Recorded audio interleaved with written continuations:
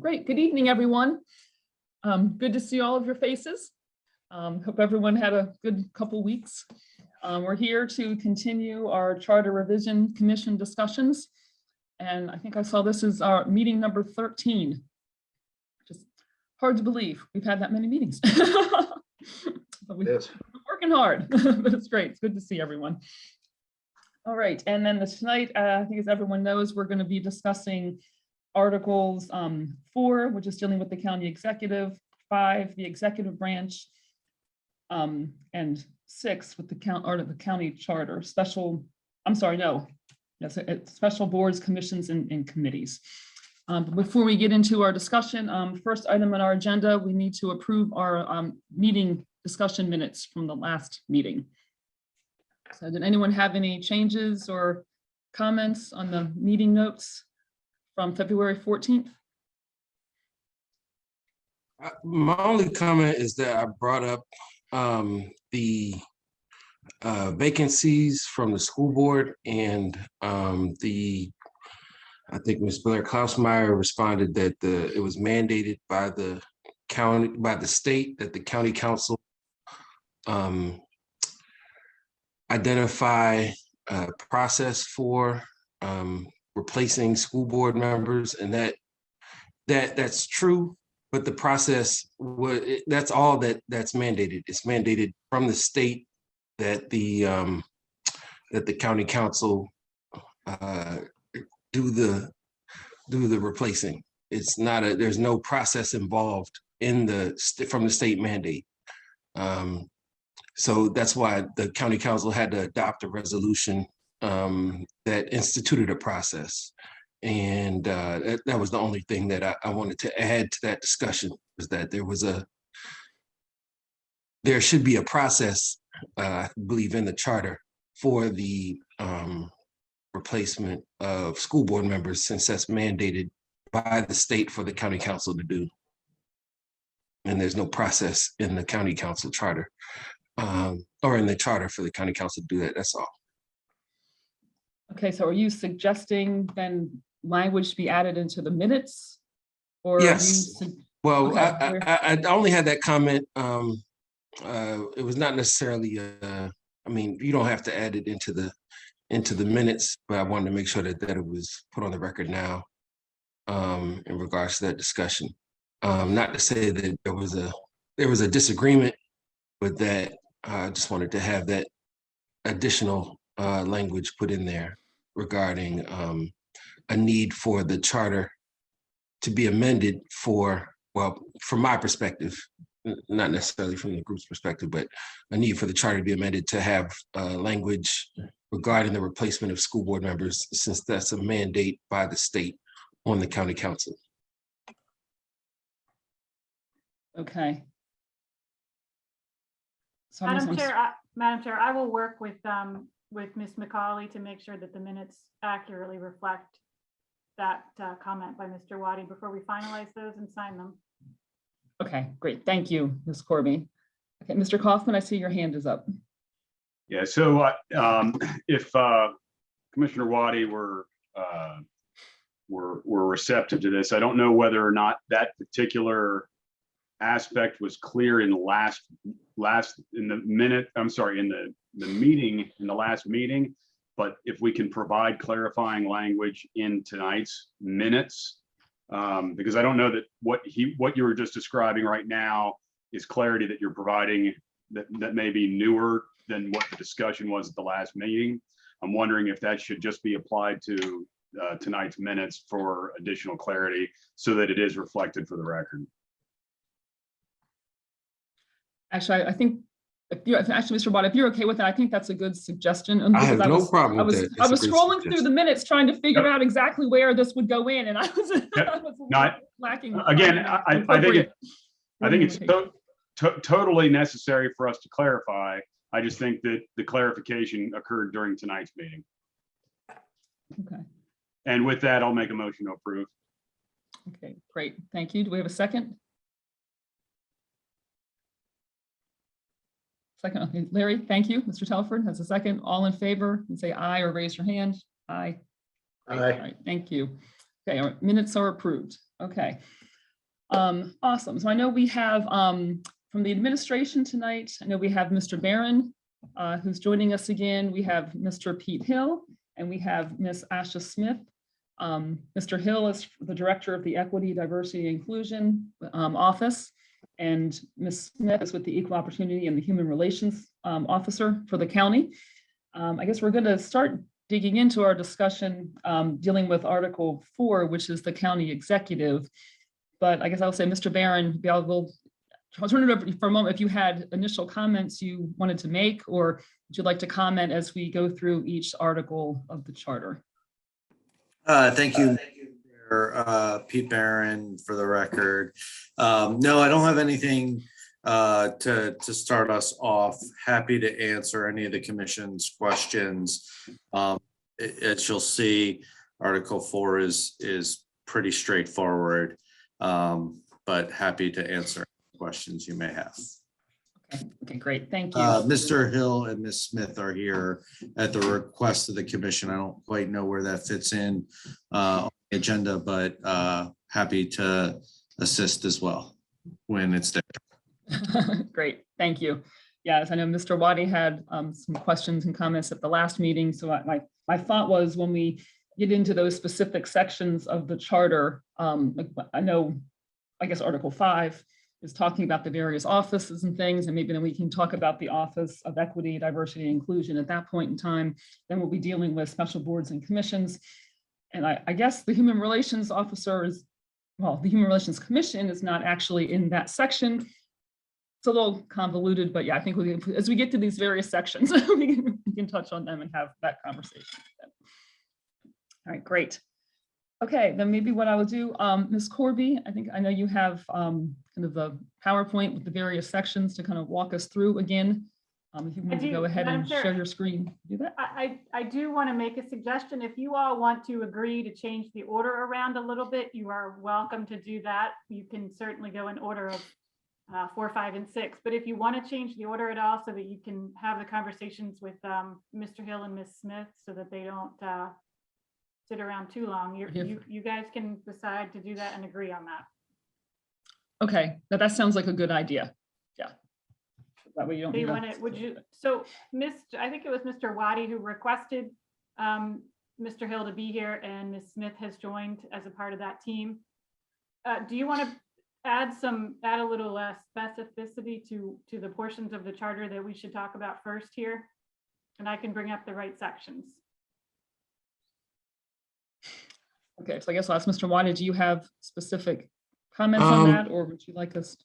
No. My initial inquiry was in regards to having a particular analysis of the charter sections that we will be discussing tonight, and whether or not they are the impact of some of these provisions that we're seeing tonight have a racial equity analysis, and whether or not they are, we should be thinking about them in terms of private entities. Public entities is one thing, whether or not they have a particular impact that has been made across the county in their certain structure underneath the executive branch, whether or not they should be kind of spun off into other or independent entities, or should they receive the same amount of scrutiny under the executive branch that they receive now. Those are kind of my initial questions. Forgive me kicking my desk, but those were kind of the initial questions that I had. I know Mr. Hill has been there. Both of them have been there for a very short period of time, and so I was kind of wondering if they had, in their brief moment of being able to analyze some of the agencies in the county, they recognize that there are any charter provisions that might need to be changed in order to make their jobs more effective and easier. in regards to the executive branch and its myriad responsibilities, and the boards and commissions and their various responsibilities. I know the boards and commissions, from my perspective, have a particular equity concern in regards to pay. I know that pay is a very significant issue that we've been kind of dancing around and avoiding in our charter discussion in one point or another.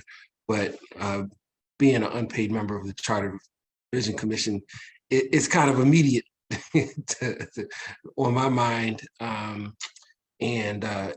think boards and commissions used to have a greater authority in the county before the adoption of this charter.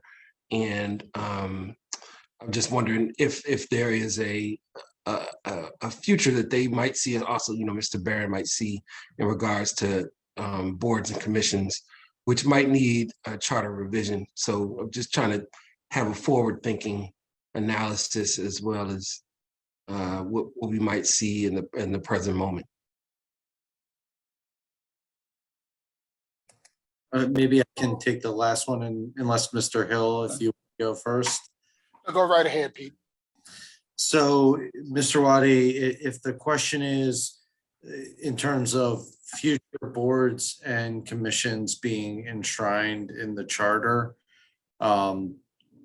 to my knowledge, we haven't had any other commissions ask other than the Veterans Commission, which was brought up in a resolution earlier, or maybe it was at the end of last year.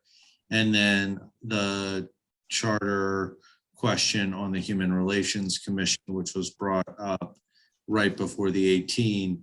I don't think we would have any objection to considering a board or commission, but to your point, if it exists in the charter, it should have specific powers and duties. And once you start layering those on, you need to start to be concerned about having all volunteer boards themselves, but also what staff support they have inside county government.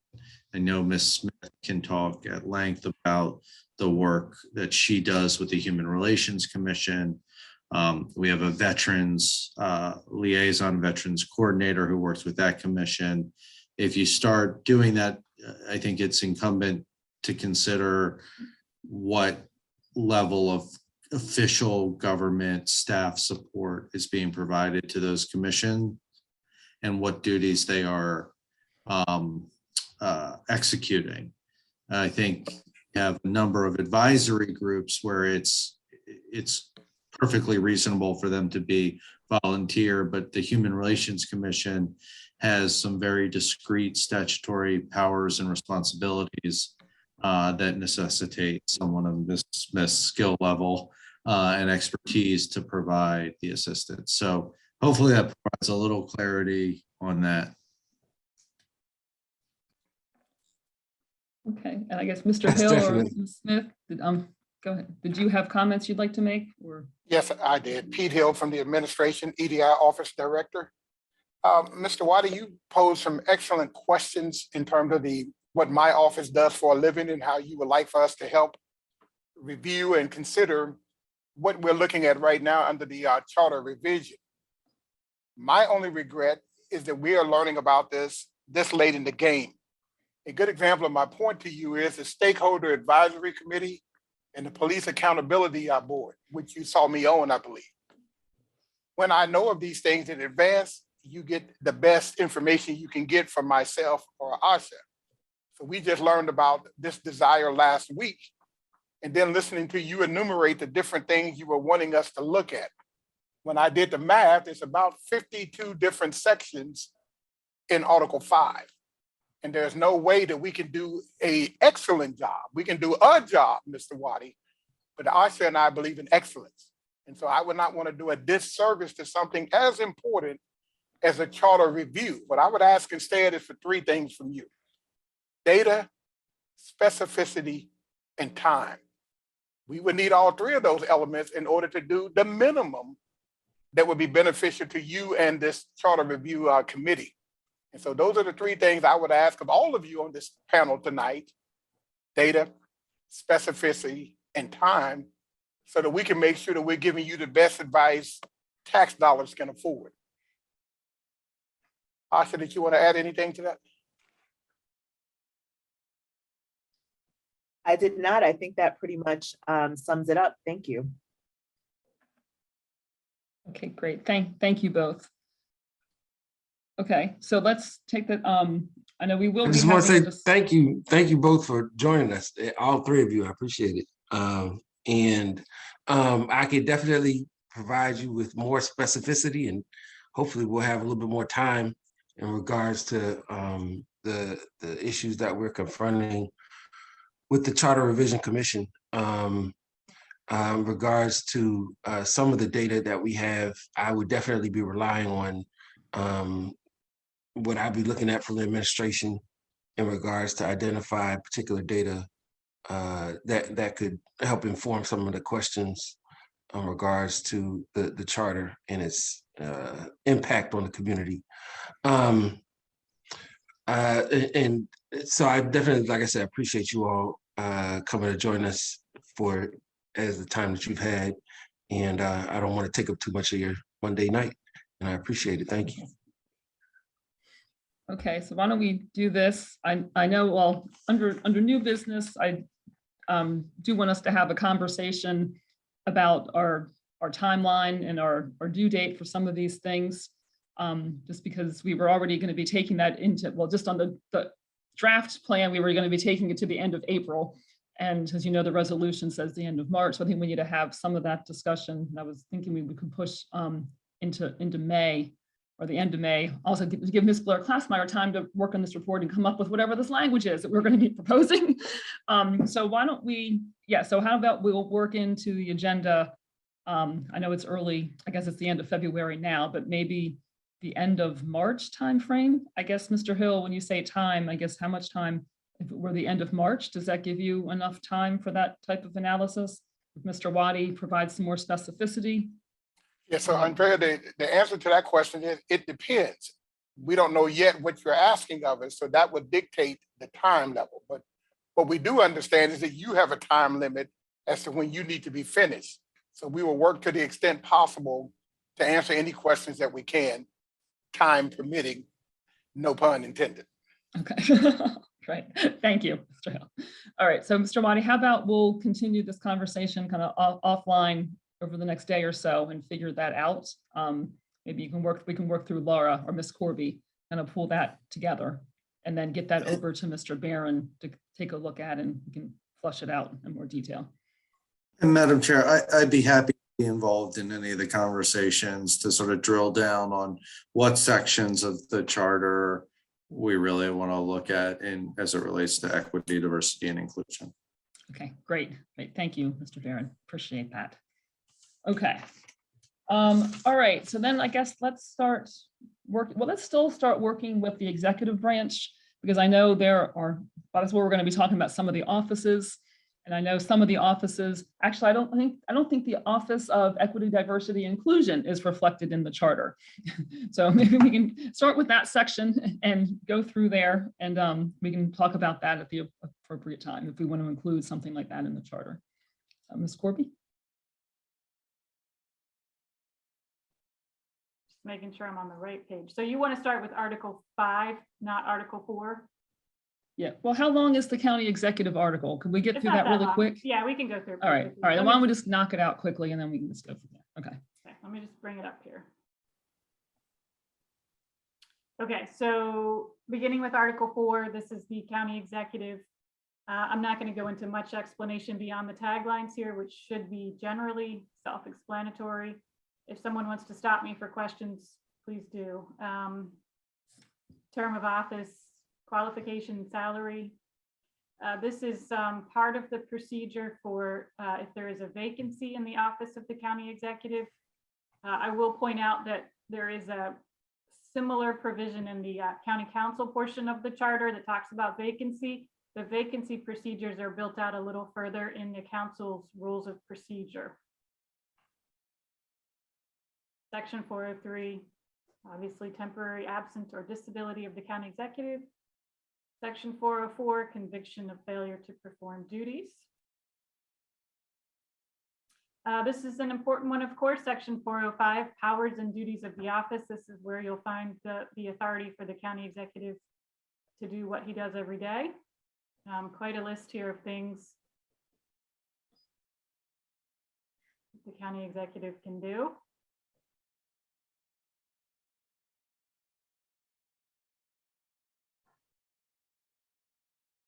And then, of course, section 406, change in compensation of the county executive. This is an interesting provision. Ms. Blair Klassmeyer might want to talk about this one a little bit. The county council is the body or the entity that has the power to increase the compensation. However, I'm not certain that we really have any vehicle to do that, because we'd have to have an independent commission come together to study it and come up with recommendations, sort of like the Salary Standard Commission does for the council, but we don't have anything that lets us do that. So, anyway, this is an interesting provision. And that's it. That was the quick one. Now we're in Article 5, which is going to talk about the executive branch and all the offices and departments. So again, I'm just going to keep going through this. Please stop me. Okay, well, Ms. Corby, hold on for just a second before we go into Article 5. Did any commission members have comments or questions on anything in Article 4?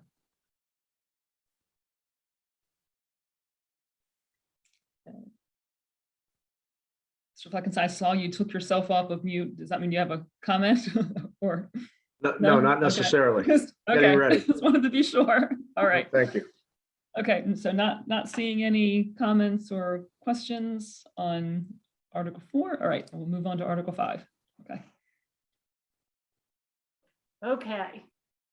Obviously, the composition of the executive branch, general supervision, composition, restrictions.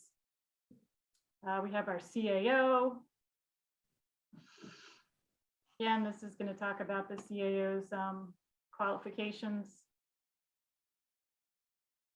And now we get into the two branches here that are going to be offices versus departments. And this is where you find the list of the offices in the executive branch.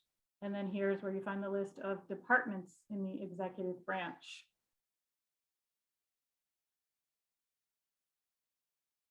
Term and compensation, temporary appointments. This was amended in 2020. There was a charter amendment resolution done. It was approved by the council. It went on the ballot, and the voters of Anne Arundel County decided to change this a little bit. It changed the way that temporary appointments can be made. Previously, it was a pretty short window and there was a fast turnaround. It was changed a bit to allow some more time for those important decisions to be made. Organizational staffing, again, pretty self-explanatory. All right, so now we're getting into the actual service offices. Again, I'm going to roll through these quickly. If someone wants me to stop, Mr. Waddy, I see your hand. I just had a question about, I was reading section 503 with resolution number 34-92. And I was wondering if we had any kind of historical perspective on resolution number 34-92. And then when I went to the chief administrative officer, gave me a little, it was interesting to me that the bill numbers all happened during the 80s, and then 92 was kind of the last one. I guess the reason why I'm kind of asking is my concern around the reorganization that went on in the 90s of kind of like some of the issues, some of the things that were the responsibility of the executive branch that were pushed out into more independent. I think it was County Executive Neal at the time. He spun off several agencies at the beginning of his administration. And I was just wondering, the Department of, I would say, we had the office, the ACDS came about around that time. We had a department, there was a nursing home. I just found that out today. I was looking in the paper from the 90s, and during his transition, apparently, County Executive Neal had a report issued that spoke to the different departments that would be spun out of the government and either privatized or given nonprofit status and funded through kind of a nonprofit funding scheme.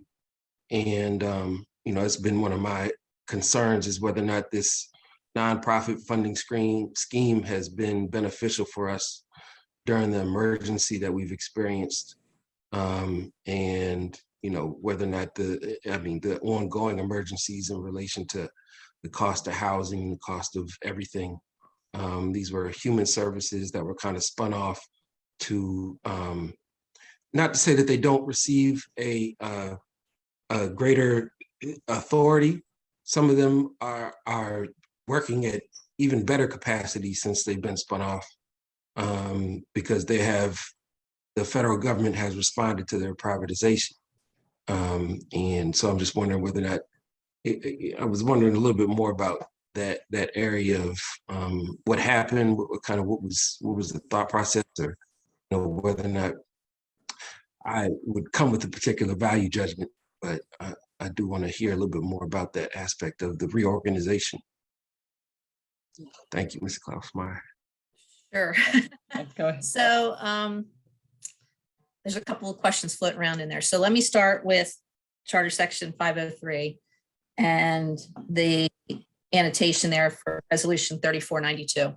3492 added the very beginning of this section on recommendation of the county executive up to the comma before the executive branch shall consist. So it basically, what it did was it created the opportunity for a reorganization ordinance, so that the county so an ordinance can be passed so that every time you want to change around a department or an office, you don't have to do a charter amendment. And some of the examples of things that have happened over the years, there was an Office of Budget and Finance. It's all one office. Then there was an Office of Budget. Then there was an Office of Finance. So that kind of thing where you combine and separate those offices can be done without having to do a charter amendment every time because of this language that was added to Section 503. Also, another example would be emergency management. Emergency management for a while was part of the fire department. Then it was part of the police department, and now it's an independent agency. Information technology was part of central services. When I started with the county 20 some years ago, it became its own separate department, probably 10 to 15 years ago. So that's kind of the example of what happens. And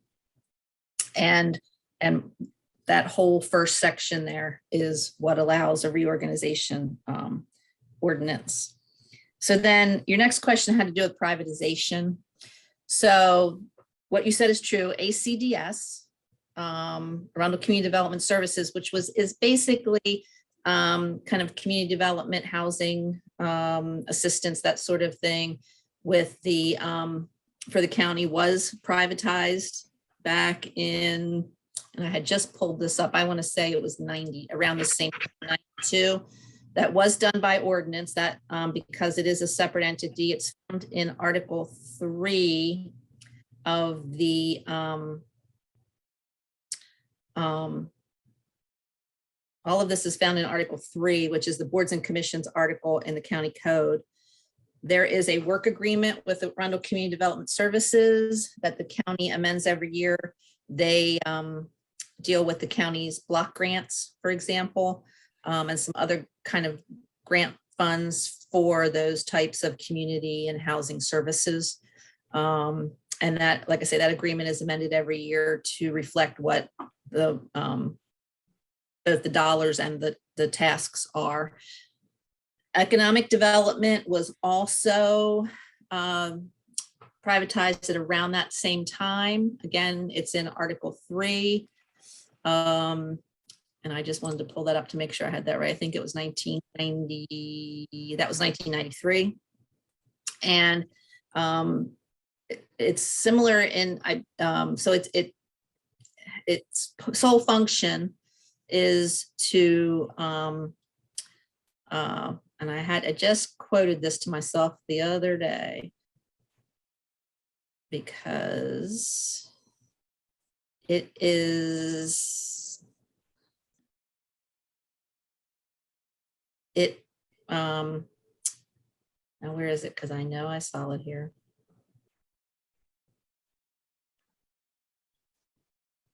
Oh, its exclusive corporate purpose is the operation of the Anne Arundel County Economic Development Program. So that is what economic development does. A little bit later, I believe it was in 2001, workforce development was privatized, also in Article 3, and that provides workforce assistance. All of these entities have agreements with the county. They perform county functions. However, they are privatized and they are private corporations that receive some funding from the county. I can't really answer your question on whether that's been good, bad, or indifferent as far as that's not my job, but I'm sure some, could speak to how there are benefits to having them. There are benefits that are not just monetary. There may be functions, for example, that Economic Development Corporation can do that it couldn't do if it was a governmental entity. There are other economic development entities for other local governments that are also privatized. The Baltimore Development Council, for example, for the city. There's Medco for the state, which, the state's is organized a little bit differently from us, but their agencies do have some independence as well. So I'm looking through the list here. Those are the ones that I know of that are actually privatized, and then we're all privatized in that time period. As I said, Arundel Community Development and Economic Development were in the early 90s. Workforce Development was in 2001. Thank you so much. And your wealth of knowledge is definitely appreciated. Been around too long. It's not because I've been here so long. So does that respond to your questions? Okay, Mr. Waddy? Is that? Yes, definitely. I Okay. appreciate the legal perspective and the historical perspective. Thank you. Okay, great. Okay, so we'll Thank go you. back to the Office of Finance. All right, the Office of Finance. Obviously, this is it. You have the controller, powers and duties, specific powers and duties of the controller. That's Karen McQuaid these days, who is actually a really lovely person to work with. Okay, Office of Budget. We have our budget officer. That's Mr. Chris Trumbauer these days, also a very lovely person. Powers and duties. Office of Personnel. Ms. Ann Budowski heads up our Office of Personnel. She's the personnel officer. Super smart lady and a pleasure to work with. Now I'm going to have to say I like every department head. To say you kind of boxed yourself in. Yes. This is interesting. We have the first occurrence of kind of a board that is within a department. So the personnel board is very closely tied to the personnel officer and the department of personnel. So it is here in this particular part of the charter. I'm going to jump real quick to a quick little comparison of boards and commissions that are in the charter. Although we have Article 6 that is specifically devoted to boards and commissions, you do find some boards and commissions in other parts of the charter. So the ones we're going to fly by tonight are connected to the departments that work with them. So Personnel Board.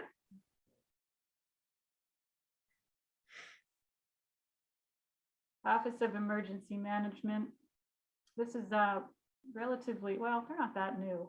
They've had a larger role in recent times because of what has gone on in the world. Pretty, very lovely head of emergency management for the county. Office of Central Services, our Central Services officer is Christine Anderson. She heads up a pretty large department. They've been fully responsible for every single building during COVID as well. Pretty big job. The Office of Law. We have Miss Lori Blair Klassmeyer with us this evening from the Office of Law. She's a deputy county attorney. Obviously, our county attorney is Greg Swain.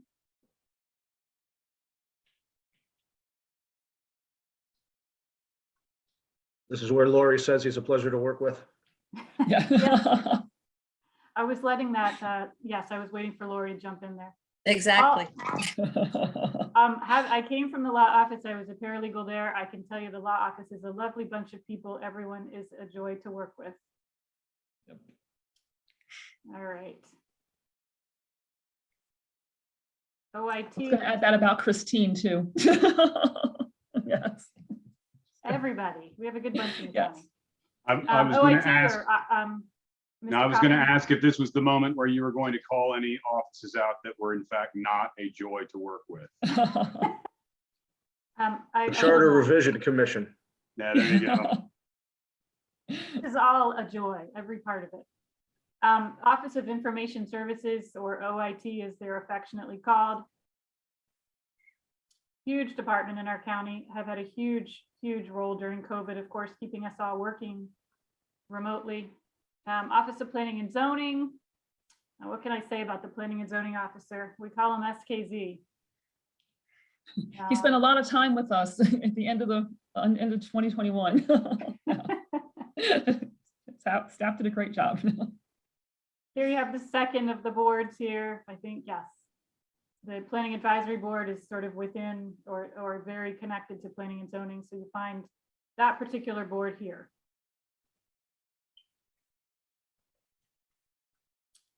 Office of Administrative Hearings. So the Office of Administrative Hearings is a sole function in the executive branch. The county executive deals with that appointment. And there are specific duties for the Office of Administrative Hearings. A lot to do with zoning, if not all to do with zoning.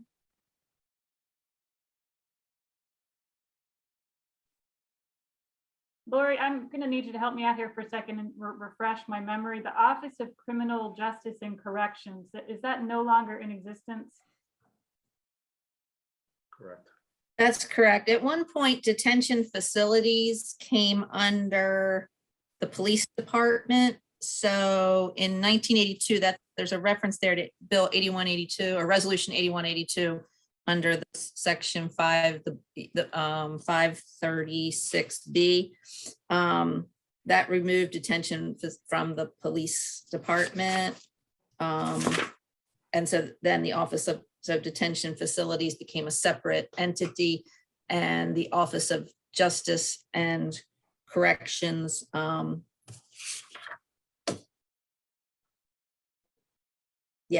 went away. Okay, and now we have Became detention. we have detention. We have detention facilities under 536. Okay. Who of course are a joy and an asset to the county. And now we move into the operating departments. I'm just going to issue a blanket statement right here. The operating departments are all a joy and a pleasure to work with every day. Department of Public Works, pretty big department. They do a lot every day. Trying to make this fun because I'm just not certain that I can do that.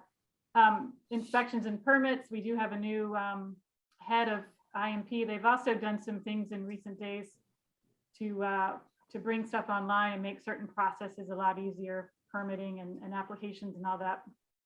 Check out your land use navigator. Yeah, that's right. Yeah, it's online actually, right? Yep, it went live today, I think. There you go.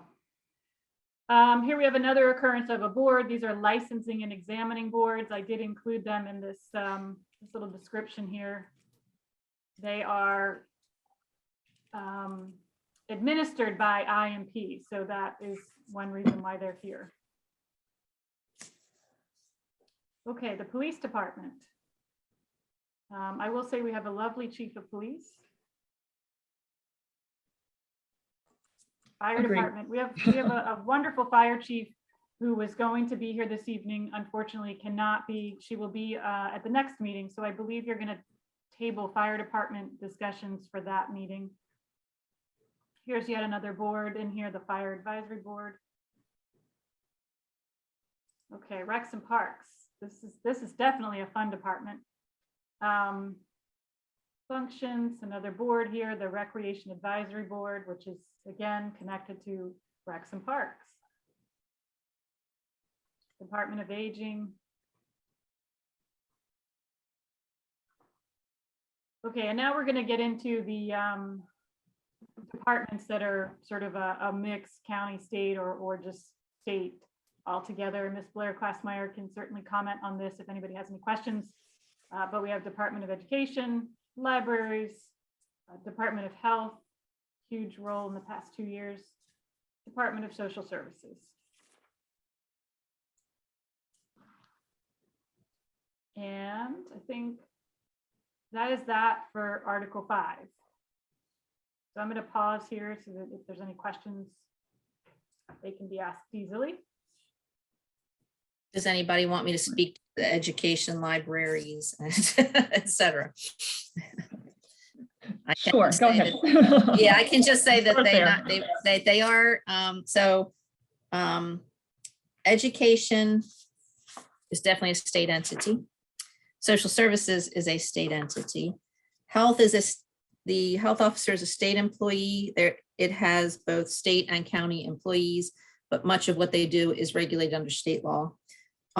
Libraries is an interesting one. It is a private corporation. Libraries are required or regulated under the education article of the state code. However, our library system actually predates the state code. It goes back many years, but they are really an independent entity that receives some county funding, as do all of those entities. Obviously, the economic relationship between the county and the Board of Education is regulated under state law as well. So. Okay, great. Thank you, Ms. Blair Klassmeyer. Okay, Mr. Wading, I see your hand is up. I was just wondering if there is any requirement that there be like parity in funding across districts regarding some of these, the fire department, Department of Recs, Parks and Rec. So, in terms of the population, usage, if there's one district that has, one library and very minimal parks and recreation, is that in violation of any aspect of the charter, or should the charter be amended to make sure that all districts have access to these various particular public entities? Is that something that Mr. Barron might find? Then charter, he's had any issues with regarding the charter? So that's a complicated question because libraries have libraries, and you call that libraries and parks. So if you're talking about operational expenditures and capital expenditures, obviously on the capital side, you're going to spend a lot of money to put the bricks and mortar or acquire the parkland in that one budget year stretched over a couple. In terms of operations, it's something that this administration has taken very seriously, and I'm sure other administrations looked at as well. I mean, this is one of those policy questions that Pete Hill and Asha dive into every day, which is the county government serving its people in an equitable way? nobody has ever raised a charter issue to me that has said that charter impedes us from balancing across the county. What I will say is there are sometimes logistical problems, right? We have older facilities at one park that need capital upgrades. And it just so happens that right next door, there's a land acquisition opportunity, right? And so we're putting money, the example I'll use is Quiet Waters, right? We're putting money in Quiet Waters and we're acquiring a parcel in partnership with some private partners next door. That's a lot of money down there in a short amount of time, but long-term, they're not going to get a whole bunch more capital dollars because we're looking at other opportunities. So I think for the purposes of the charter, and this is a question maybe we can work to frame to Pete, but I am not aware of the charter impeding. Thank you, sweet. My daughter just told me I'm Pete. The charter doesn't impede us from spending money across in an equitable way. I can't think of anything there.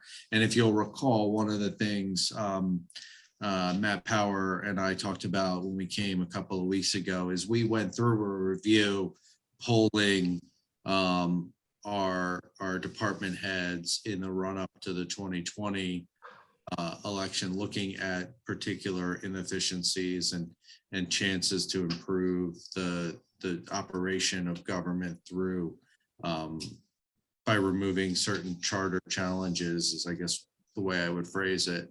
And nothing like that I can recall coming up in this context, but I'd be happy to talk to Mr. Hill and Ms. Smith and look at our department heads to see if there's anything that they feel, and I just can't think of anything in the charter that would impede us from doing that. And then it becomes a matter of a policy choice and the council approving the budget that allocates those kinds of resources. Okay, great. Thank you, Mr. Barron. Mr. Fleckenstein? I just had a quick, Tom Fleckenstein, a quick question about specifically the Department of Social Services. This is probably something Ms. Corby and Ms. Blair Klassmeyer can talk to. I realize that that's a state agency to an extent as well. And I believe there's still a board of directors or some type of a board of directors for the Department of Social Services. But has there ever been any discussion about having a local advisory board similar to what we have in so many other departments for the Department of Social Services? And if not, is one of the reasons because of its existence as a state entity as well?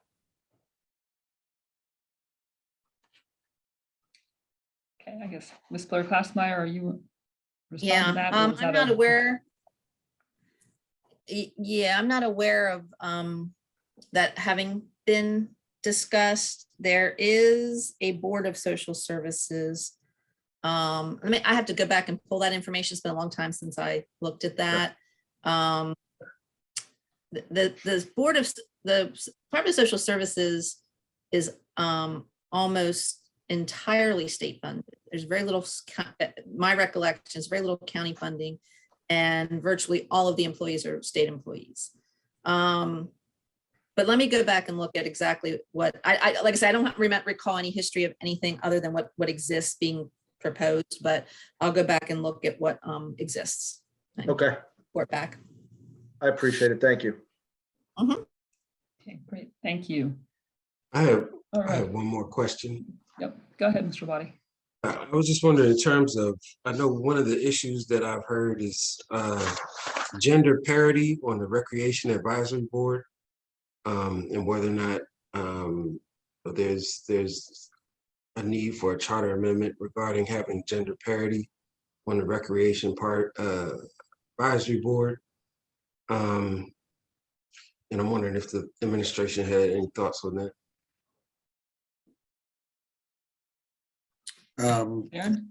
I'm not aware of the actual breakdown and makeup of it. So I don't know if this is a problem with recruitment. If we need to do a better job attracting one gender or not, I don't have much to say on it. I could look into it.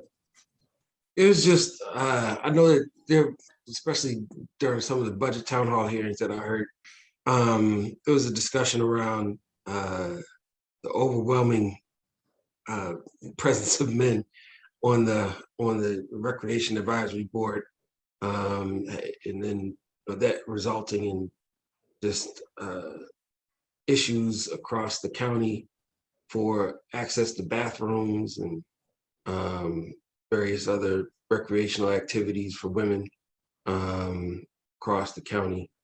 And I don't know whether, I mean, is that something that's allowed in the charter? Can we even have something in our charter that discusses having gender parity on boards and commissions?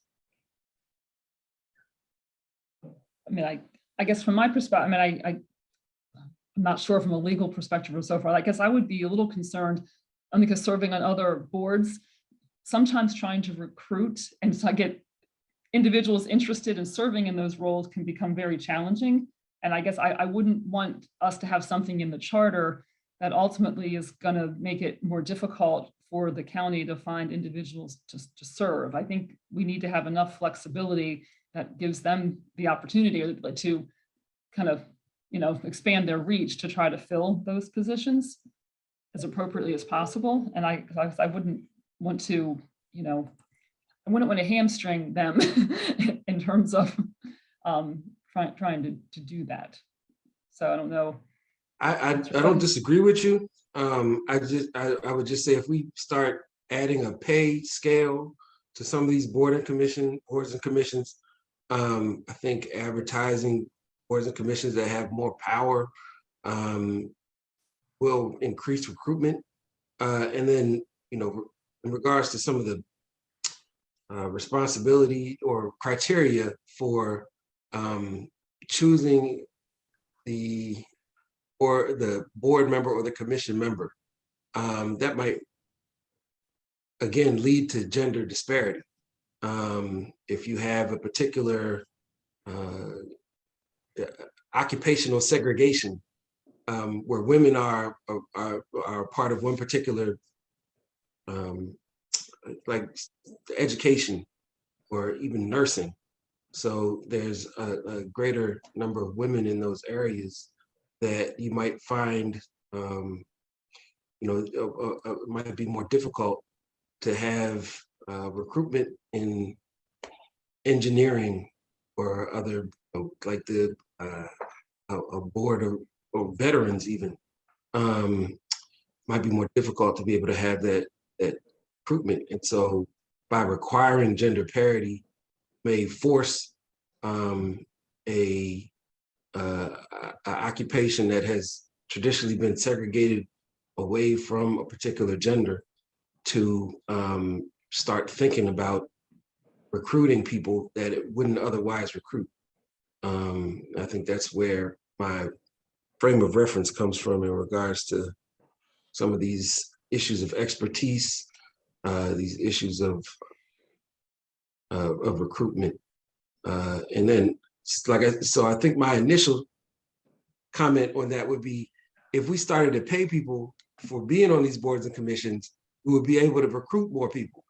And then from there, you can go from, if we expand the recruitment outside of somebody's cousin, sister-in-law, or somebody who they might know at the workplace, it would help by requiring some of these people that have very segregated workplaces to start looking outside of there, or even within their families, to start looking outside of those areas. That's my answer kind of to what you're saying. Not that I disagree with what you're saying about recruitment being a problem. I would just say to encourage more recruitment. Those are kind of some of the thoughts that I would have on it. Okay. I guess before I comment. I know I saw Mr. Fleckenstein and Mr. Kaufman, your hands are up, and I'm not sure who was first. So Mr. Fleckenstein, go, you're in the first box. Go, go for it. Gotcha. So actually, I mean, your comment, Madam Chair, about recruitment actually is a great point on this. So I guess I just have a general question about, like, with the advisory boards, let's say the Recreation Planning Board that Mr. Waddy brought up. How are the appointments made to that? I understand they're appointed by the county executive, approved by the council, so to speak. But is it a situation similar to ours where each of those advisory boards, you have a council member who is allowed to put up one person, that type of thing? Or are those other boards and or those like advisory boards, is it more of a, lack of a better term, at-large type of recruitment where the county executive can appoint 7 people from anywhere in the county without there being any kind of specific breakdown like it is for us? Maybe I'll start and Miss Blair Klausmeyer can jump in if I get something wrong. In general, not specifically, most are done by county executive recruits, brings names forward to the council, and the council confirms. We actually have a boards and commissions website, so anybody watching that's interested on serving on a board, because we're always looking for people, I think it's acounty.org/boards and commissions. The specific boards might have different rules. So some require specific representation from councilmatic districts, for example, or in the GDP for the Stakeholder Advisory Board, it was the region areas. Some are at large from the county. Okay. Our administration has taken a hard effort, sort of to the point that Mr. Waddy was referencing as it relates to gender parity. We have been working very hard to recruit folks across the county to get the geographic, racial, gender, ethnic diversity that in all our boards. But unless it's a high profile board, you know, the Planning Advisory Board or the Rec and Parks Board, it can be quite hard to recruit people who are willing to give 3-4 hours every third Tuesday or whatever the schedule ends up being. Okay.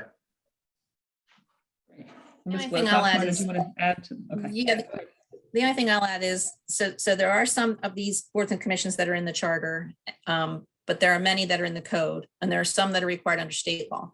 So as Mr. Barron was saying, some specifically in the code, we do require a member from each district or something of that nature, and have a little more specificity in how those appointments are made.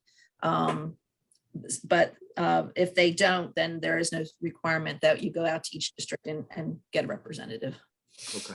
But there are others other than the Charter Revision Commission where an appointment per councilmanic district exists, correct?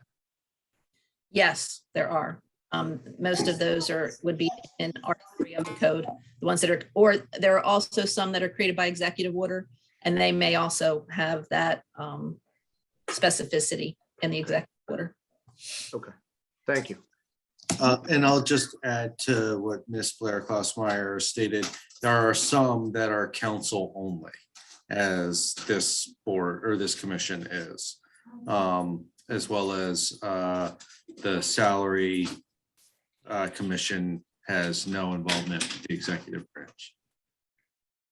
Okay, So thank I you. will, I don't know if this helps or not, but I'll just go back for 1 second here. So this chart that I provided you all, this is only stuff that's being pulled from the charter, only boards or commissions that are coming from the charter. So you have the Personnel Board, the Planning Advisory Board, like these 5 that we pulled out of Article 5 of the charter, and you will see the method of appointment. There's different ones. The Personnel Board, the County Council is involved. Other ones, the county council is less involved. The fire advisory board, I'm not actually sure if they are still in existence, but the recreation advisory board appointed by the CE, these are mostly executive boards that serve an executive purpose. I will go back real quick. I just realized. So the 4 departments that we touched on that are kind of more state than county, they all have their own boards. So the Department of Education, there's the County Board of Education. They're now an elected body. It's a new law. Ms. Blair Klassmeyer touched on the County Board of Trustees. It's been around for a long time. The County Board of Health is made up of the health officer who comes into his position through a hybrid appointment process that involves the county council and the state. But the County Board of Health is composed of the county health officer and the county council. And under state law, the County Board of Health has to meet twice a year. So that is a different one. And then Department of Social Services does have this Board of Social Services, but this is a purely an executive board if you read on. So there is no county council involvement with this one. And then we're about to head into Article 6, which is special boards and commissions, and we're going to talk about the ones that are in there. But real quick, I'll give you an overview. The Board of Appeals is purely appointed by the council. The other 2 that Mr. Barron mentioned, the Salary Standard Commission, it comes along every 4 years. And of course, the Charter Revision Commission, which is every 10 years. Other than that, the council doesn't really have a lot of purely legislative commissions or boards that it does. So you can see these other pension oversight, spending affordability, and of course, human relations newly added to the charter. Those are all appointments by the county executive and then confirmations by the county council. The one standout commission I will note, which is not part of the charter, the portions of the charter that we're reviewing this evening, is the Ethics Commission. That is stuck onto the end of the charter, for lack of a better term. It's in section 1001. Pretty important commission. It is an independent entity, but it is appointed by the county exec, confirmed by the county council. So I'm going to jump back here to Article 6. And we're going to go over those 4 big boards that are in the charter. County Board of Appeals. Okay, well, all right, Ms. Corbett, before you do that, there's a couple hands up. So let's, sorry. you need to finish this other conversation. Yeah, Mr. Kaufman, go ahead. Yeah, I certainly appreciate the emphasis on improving equity and representation in all that the county government does. I wonder whether or not this might be an area where after this meeting, if we can reach, if as a function of this conversation, we reach out to the Equal Opportunity Human Relations Officer to find out what impediments may exist, rather than us forecasting onto each of these has their own nuanced challenges and differences. I'm wondering whether it might be helpful having a staff member who is in that space daily, identify things that may either be specific to the charter or maybe more specific to a policy standpoint. And then as a secondary statement, perhaps, and again, this may not be a charter addition, but perhaps a generic disclaimer or an emphasis on the county functioning, doing business and its hiring practices, seeking to in fairness and equity, or whatever the equity statement for the county may be. Whether or not that's part of the charter or not, I don't know. But rather than trying to hit, I'm not more concerned about equity on charter, on commissions than I am on any other aspect of county government. So I'd hate to have such a narrow focus on that discussion of equity as it relates just to certain personnel related issues. But I wonder if there's a way that we can identify how it's more of a impactful statement across the board. And then to the first point, again, I think Asha and her team or the office that she's in might be able to help us be more technical in terms of what impediments may exist. Just my thoughts.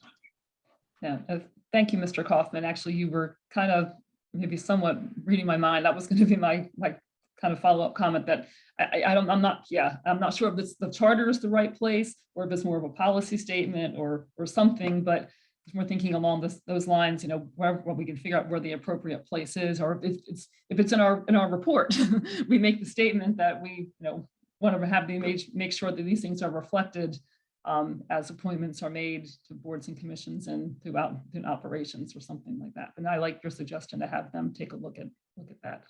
But Mr. Waddy, go ahead. Yeah, I appreciate that. That we have an overarching idea of, appointing people based on equity. I also don't trust that an overarching ephemeral concept of equity would ever be followed. Looking at the screen that I have, and I would just say that, there's also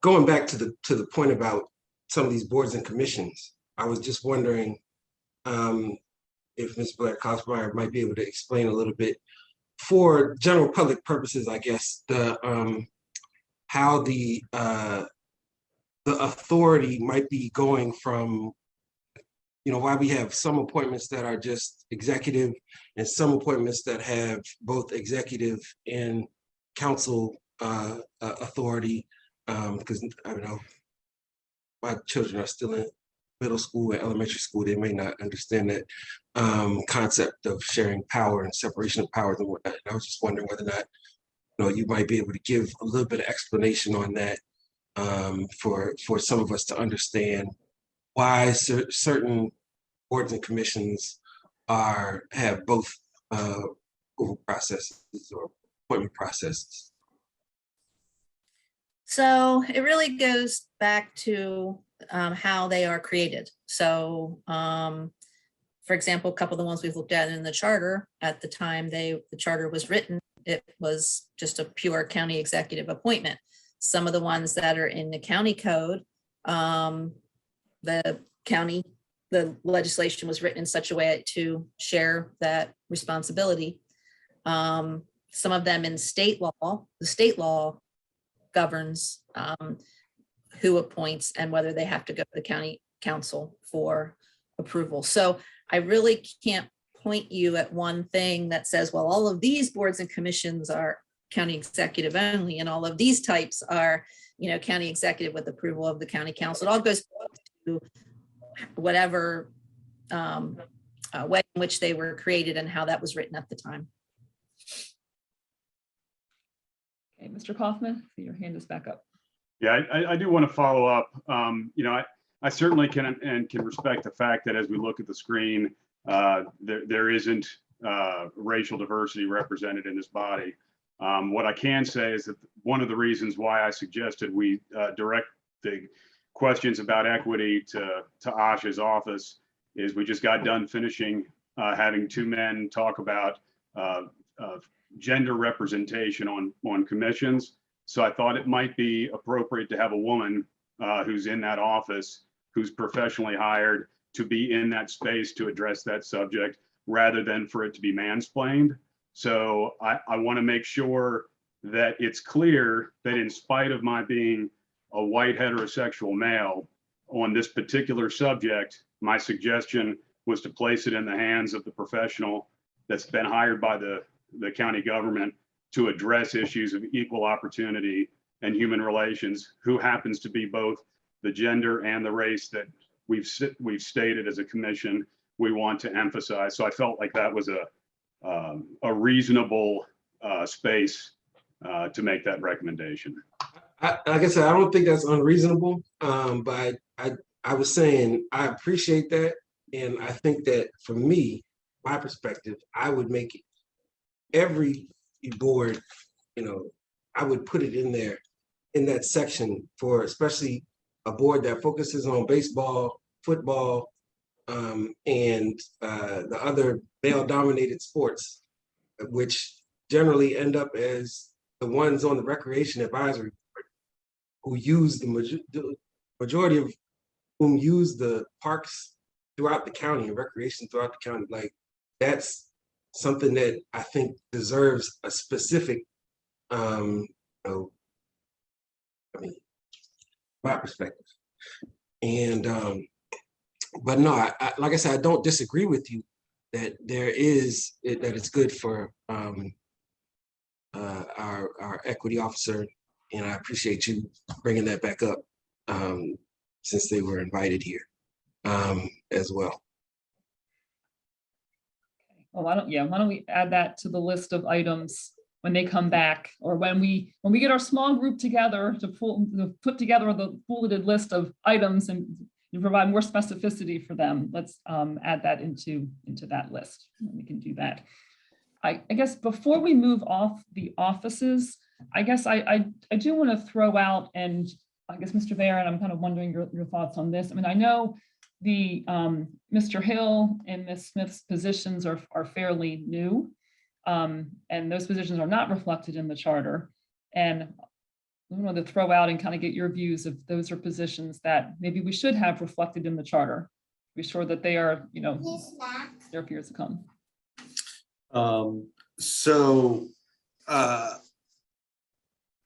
Ms. Smith's position, as I understand it, was created an administration or two ago to deal with equal opportunity as it relates to county employment.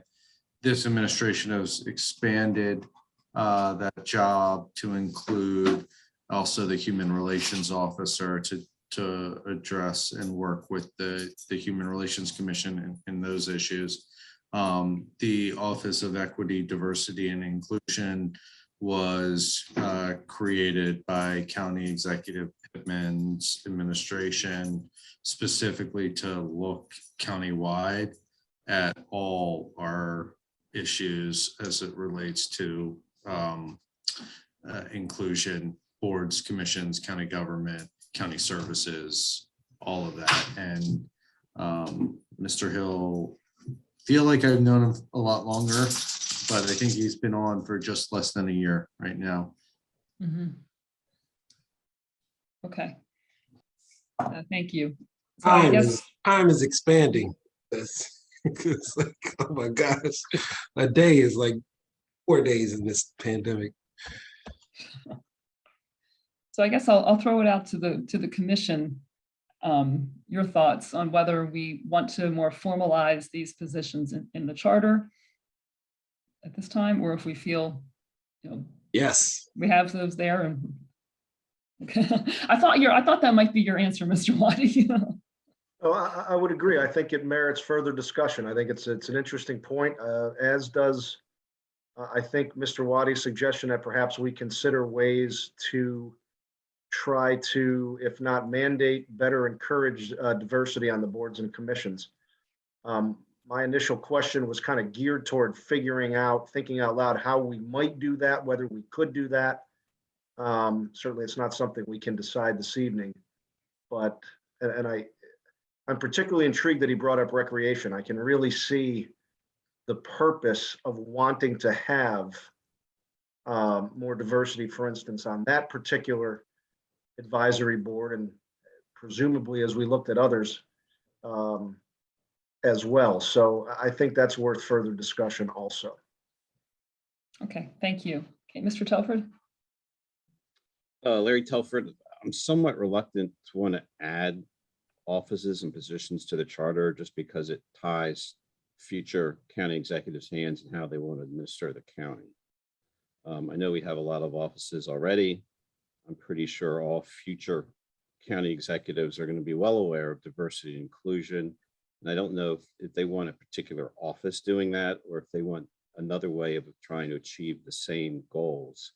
And so I'd really be interested in seeing why this would be necessary to add to the charter as opposed to the way it's done now. And so I'm just open to hearing what the compelling reason is to tell future county executives that, you know, these offices must be sort of administered the way they are. If Okay. that makes sense to you. Mm-hmm. Yes, thank you. Yeah, okay. So I think maybe we can kind of roll this discussion into our future discussions with Mr. Smith and Mr. Hill and Ms. Smith. But they're in the jobs. They can probably, just like when we had the auditor here at our last meeting, she performs the job. She could tell us the difficulties and things that she sees in her role. And we had some suggestions to kind of massage those sections of the charter. Maybe we can allow them to kind of talk a little bit about their roles, and if they do see impediments and so forth, then we can make it kind of determination from there. So Mr. Fleckenstein, your hand's back up. Mr. Barron, I know you've been with us a long time tonight. I really don't mean to add to your burden, but I think Mr. Telford makes an interesting point. I'd be interested if whether, as you as a representative of the administration in general, had any particular thoughts on his point. I thought it was very well stated. I think there's a balance here, right? How much do we put in the charter, which we have to go by, we can't change, versus how much we leave to code? The equity, diversity, and inclusion position was created by code. We brought it forward. There was a funding bill as well for the position. That gave us the flexibility to decide to do it and be in the interviewing hiring process within months, as opposed to having to wait to an election cycle to fix it. There's all sorts of department heads that are referenced in the charter. Typically, they have a department to run. Equity, diversity, and inclusion, if we're doing it right, it's stretching across all departments. So I'm sure smarter people than me can come up with a way to frame what the need to recognize that this has to be a consideration with how to flexibly and effectively run government. And so Mr. Telford's point is well taken. How prescriptive do we want to get versus a general statement? Because in the end, if we're going to be successful in these things, it's always going to come down to the people. It's going to come down to the administration. It's going to come down to the policies and practices that they put into place. Good point. Yep. And Mr. Wiley, your hand was up next. I just want to say I definitely agree that it's something for Smith to answer, and Mr. Hill. I think they have the deep expertise in providing compelling reasons as to why diversity, remedying past issues in relation to that are compelling reasons for having diversity. And I just want to say, I think that the adding this to the charter, I think after what the administration has done in terms of adding it to the code, I do think that the EEO officer is already in the code through the, in the charter through the Office of Human Relations. From what I recall, I don't know if the position is associated with the Office of Human Relations already, but I know that that's already been added. Well, the executive director for the Office of Human Relations is the EEO officer, so I'm not sure if that's code related. I think the other question was in regards to I did want to say something else about what Mr. Fleckenstein said about the recreation department and how the Recreation Advisory Board it says in the charter, members of the board shall receive no compensation for these services. except reasonable and necessary expenses as may be provided in the budget.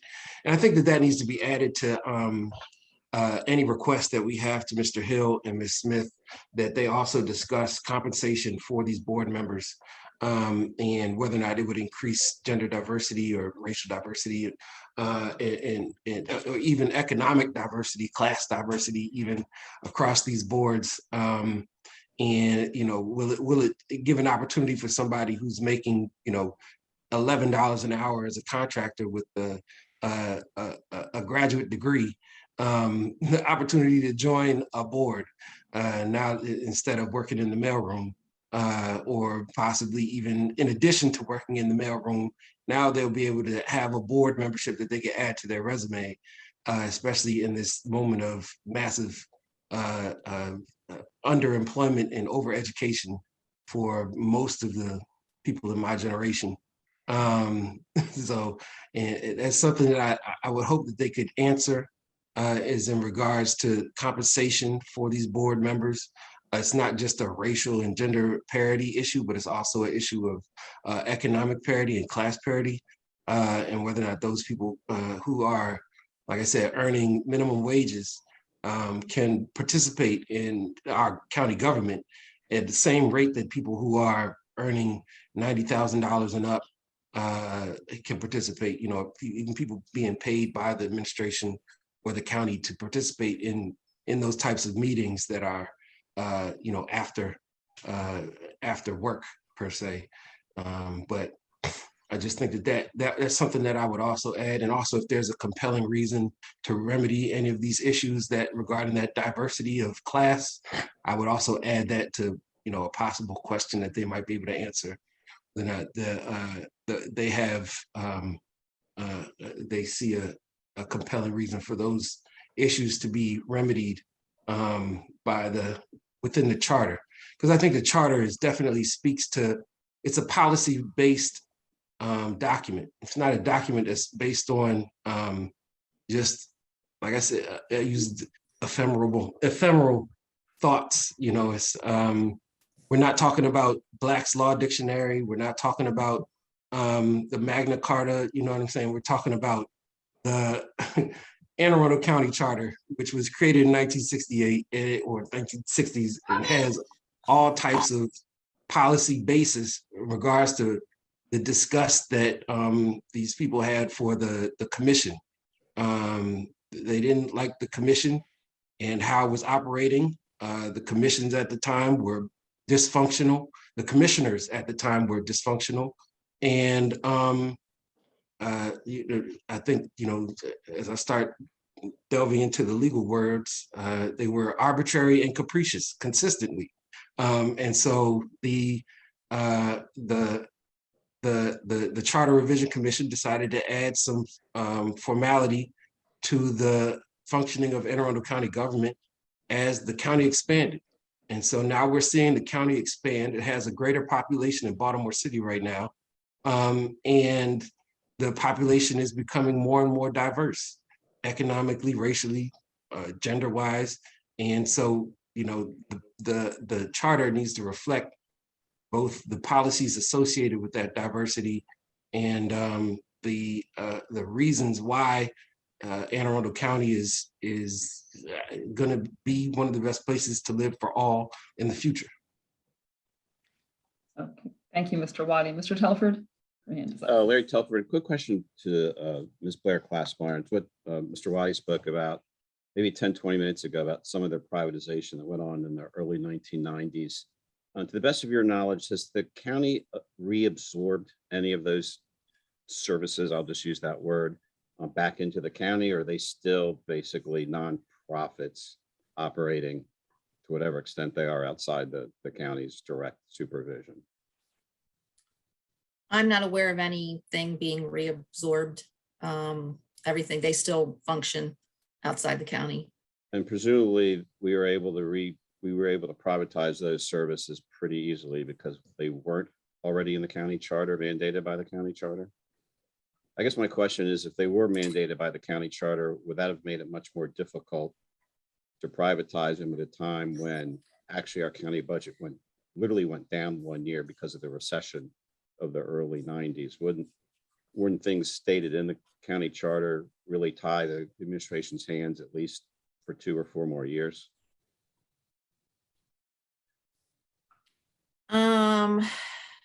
Yeah, the only complicating factor here is this whole notion of a reorganization ordinance. So the question being whether you could use an ordinance to reorganize in such a way that you would end up privatizing something that was in the charter.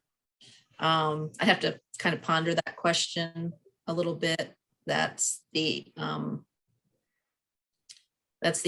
difference, that we now have that as a tool, and it does get used, and it does shorten the process for dealing with certain reorganization of the executive branch and the executive functions. So I'll look at that as well for next Okay, time. thank you. Mhm. Okay, great. Okay, I guess our list is getting longer for Mr. Hill and Ms. Smith, but we'll figure that out and we'll make it all work. All right, Ms. Corby, you want to go ahead and continue to the next article? All right, so back to Article 6. The first one is the County Board of Appeals. I think I mentioned briefly, this is a council board. The council appoints this board, 7 members of the Board of Appeals to match the 7 council members. They handle all kinds of things, appeals related to zoning, but then also to licenses and permits, building. I think they also handle animal control. This board stands out in one way. The County Board of Appeals is allowed to have their own attorney as long as it's budgeted. And they do. They hire someone to serve as their legal counsel. They have some pretty detailed rules of procedure and practice and procedure, a lot like the council does. They're a quasi judicial entity, actually, so they have to have their rules. All right, next up is the Pension Oversight Commission. This is one of the commissions I mentioned is appointed by the county, for the most part, appointed by the county exec and confirmed by the council. There are membership requirements.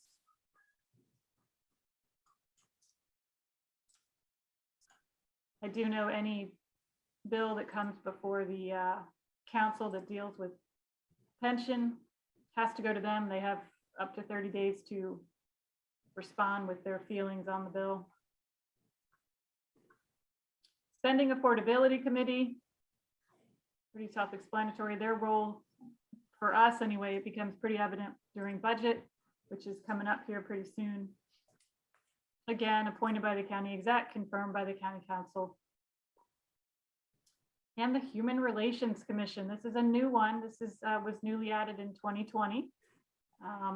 This one is a little different from some of the other boards and commissions that are in the charter because the basics, all the runnings, the appointments, the terms, all that good stuff, it's in the code.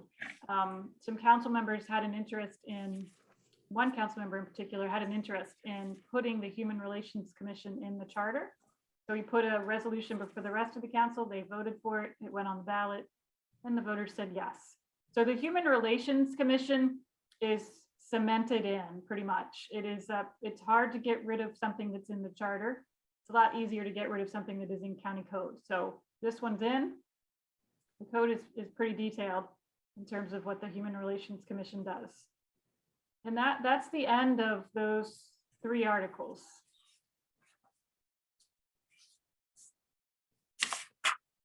Okay, Mr. Kaufman, I see your hand.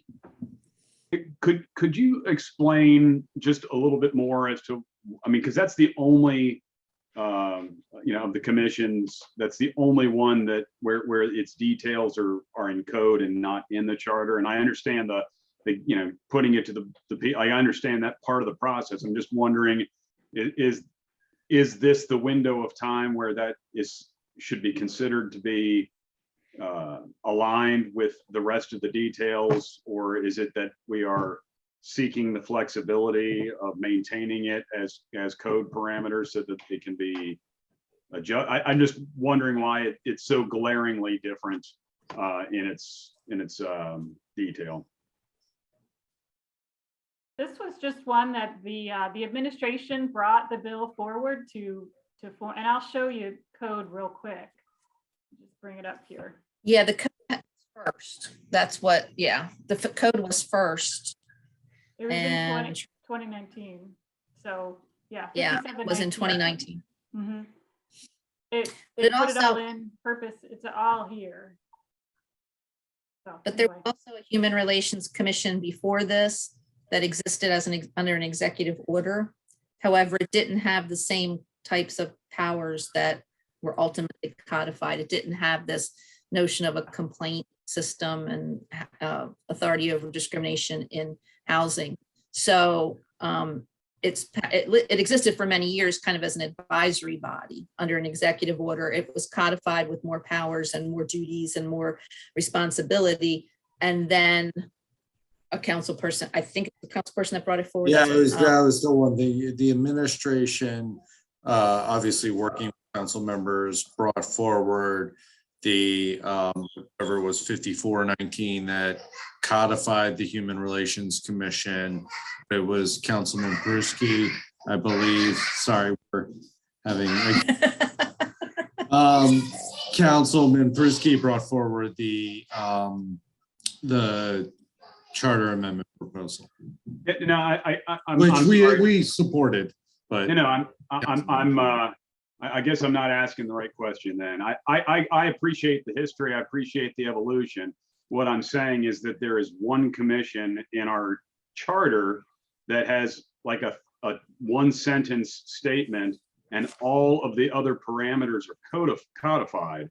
So I'm wondering aloud, is this the window of time where that should be, since it is now in the charter, should that code language simply be applied as a charter amendment, or is it that there's a reason why it's not in the charter? I'm not saying that it should be or shouldn't be. I'm asking the question, what is there a rationale as to why it wouldn't be, given that every other commission that's in the charter has all of that language spelled out?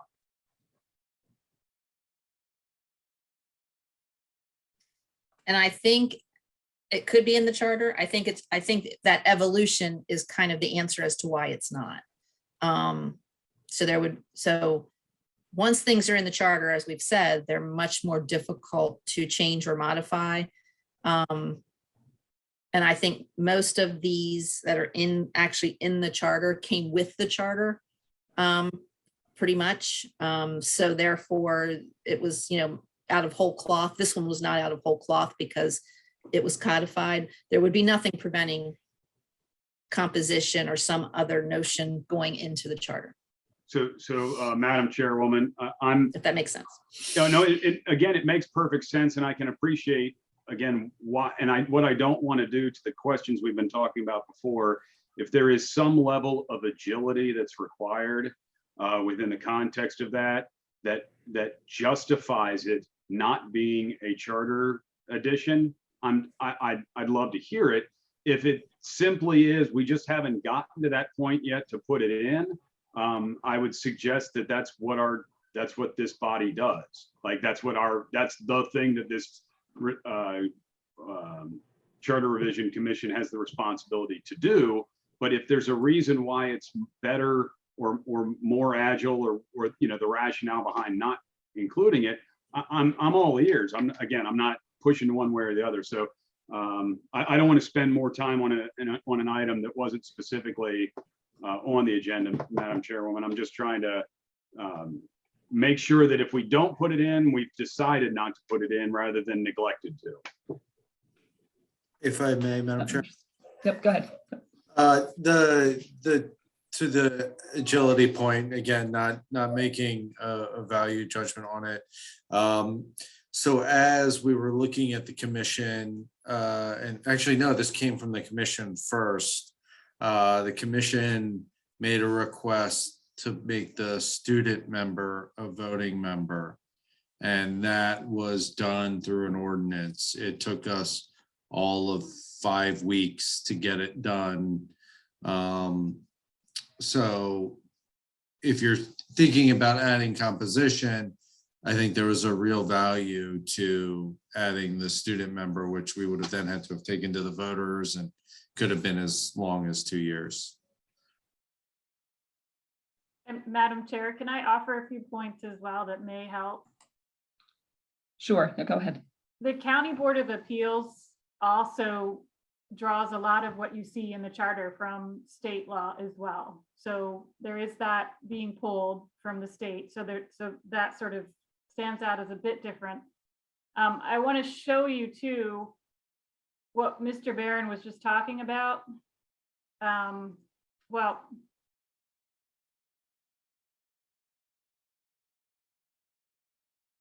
actually, there is a resolution that was adopted last year, 6421. This will go on the ballot this year. It's doing the same thing that was done with the Human Relations Commission. Mr. Pruski, again, he wanted to really cement the Veterans Affairs Commission. And so you can see there's just this short bit that will go in the charter if the voters say yes. And the rest of the Veterans Affairs stuff is in county code. What I wanted to show you real quick, I do want to make this point. We have the Ethics Commission, which is a commission. And I'm just making sure I have the right section up here. Okay, so here's Article 10, and it has the Ethics Commission in the beginning. Sometimes we wonder why this is not in the article that addresses commissions, but whatever, it's here in Article 10. All of this, you can see all the details here. Eligibility, all of this is in the charter. So if anybody wanted to change any of this, it would take a charter amendment to change it. If there was something that really needed to be done, or that needed to be done quickly, or that everybody was on board with, as Mr. Barron described, if it's in the code, that's an ordinance or a bill, and 4 votes to change it. Instead of a resolution, 5 votes goes on the ballot, the voters decide. Just wanted to make that point. Yep, great. Thank you, Mr. Barron and Ms. Corby. Mr. Waddy, your hand is up. I was just wondering, Mr. Kaufman, along those lines, do you envision requiring the additional language be included in any future resolutions? Because I think that's also an aspect of this Charter Revision Commission, that, you know, if there is a charter revision, that type of, you know, the inclusion of the entire language should be part of any future resolutions. Yeah, so I would say no, only because I'm wholly aware that we can, you know, the first couple years of something like a new commission or a new committee, the pace of evolution is probably going to be pretty aggressive, especially in this landscape that we're in. So I have no problem with creating a fertile ground for us to really grow into ourselves before we actually codify it in the charter. I just wanted to have, you know, we've added the commission to the charter, the Human Relations Commission, and I would not want to be looking at the minutes of the Charter Revision Commission 10 years from now and have one of the people ask the question, this has been a commission for 11 years and no one ever even asked whether or not we should have had this language included in the charter once we added it. If there's a reason for it not to be, I'm fine with that, because I appreciate that this all evolved. That's all I was asking, was just a context as to the. I understand. So now if section 610B, 610B3 regarding the debt service aspects of the spending affordability committee need to be examined, if we wanted to amend that, it would take a charter resolution to remove one of those, you know, aspects from the charter, strictly because of how the resolution was drafted. So from what I understand, is that I don't know if that's how everyone else sees it, but that's from looking at the charter, is that it looks that's how it looks to me. I only bring that up. I'm picking on the Spending Affordability Committee. I'm just trying to bring that up as an example of why I agree with you in terms of having that flexibility and having a resolution that does not have to be inclusive of all of the duties and hiring and staffing of a particular commission. Yeah, and I guess I would just say, I mean, I appreciate the issue being raised in the conversation and some of the examples that Mr. Barron and Ms. Corby have provided for our consideration and things, but I guess I'm not sure I guess I'm a little bit, I don't know if concerned is the right, but I would feel adding more specificity into the charter, I think could definitely, create some obstacles and issues going forward. I think, having flexibility is good. I think, the charter has made the statement that we have a Human Relations Commission. We now have a Veterans Commission. I think that statement and cementing that in the charter is good. And I think it shows the intent of the county and the officials, the council and the county executive to have that there. But I think having flexibility in some of these other areas is good and appropriate, because otherwise you're gonna, I think finding ourselves in a situation where we need to wait every 10 years to make adjustments for whether it's adding a student member or a new responsibility or something along those lines, I think could just be problematic. I think we're confining things a little too rigid, that approach. But Mr. Waddy? I mean, to that point though, I would say we might want to go back and review some of these other like the Pension Oversight Commission. It's very specific, and the Spending Affordability Committee, I mean, really, I would say maybe we can take some of those responsibilities out of the charter in order to afford the council some flexibility, and if they feel as though they can make better decisions regarding the duties and appointments, hiring and staffing of a particular committee, that might be something that they might want to look at, especially for some of these that were created in the early 80s, mid 90s. They might want to, times have changed, and it might be better for them to be more flexible, removing some of these requirements from the charter and just having the general language regarding there shall be in the charter this committee, as opposed to having an entire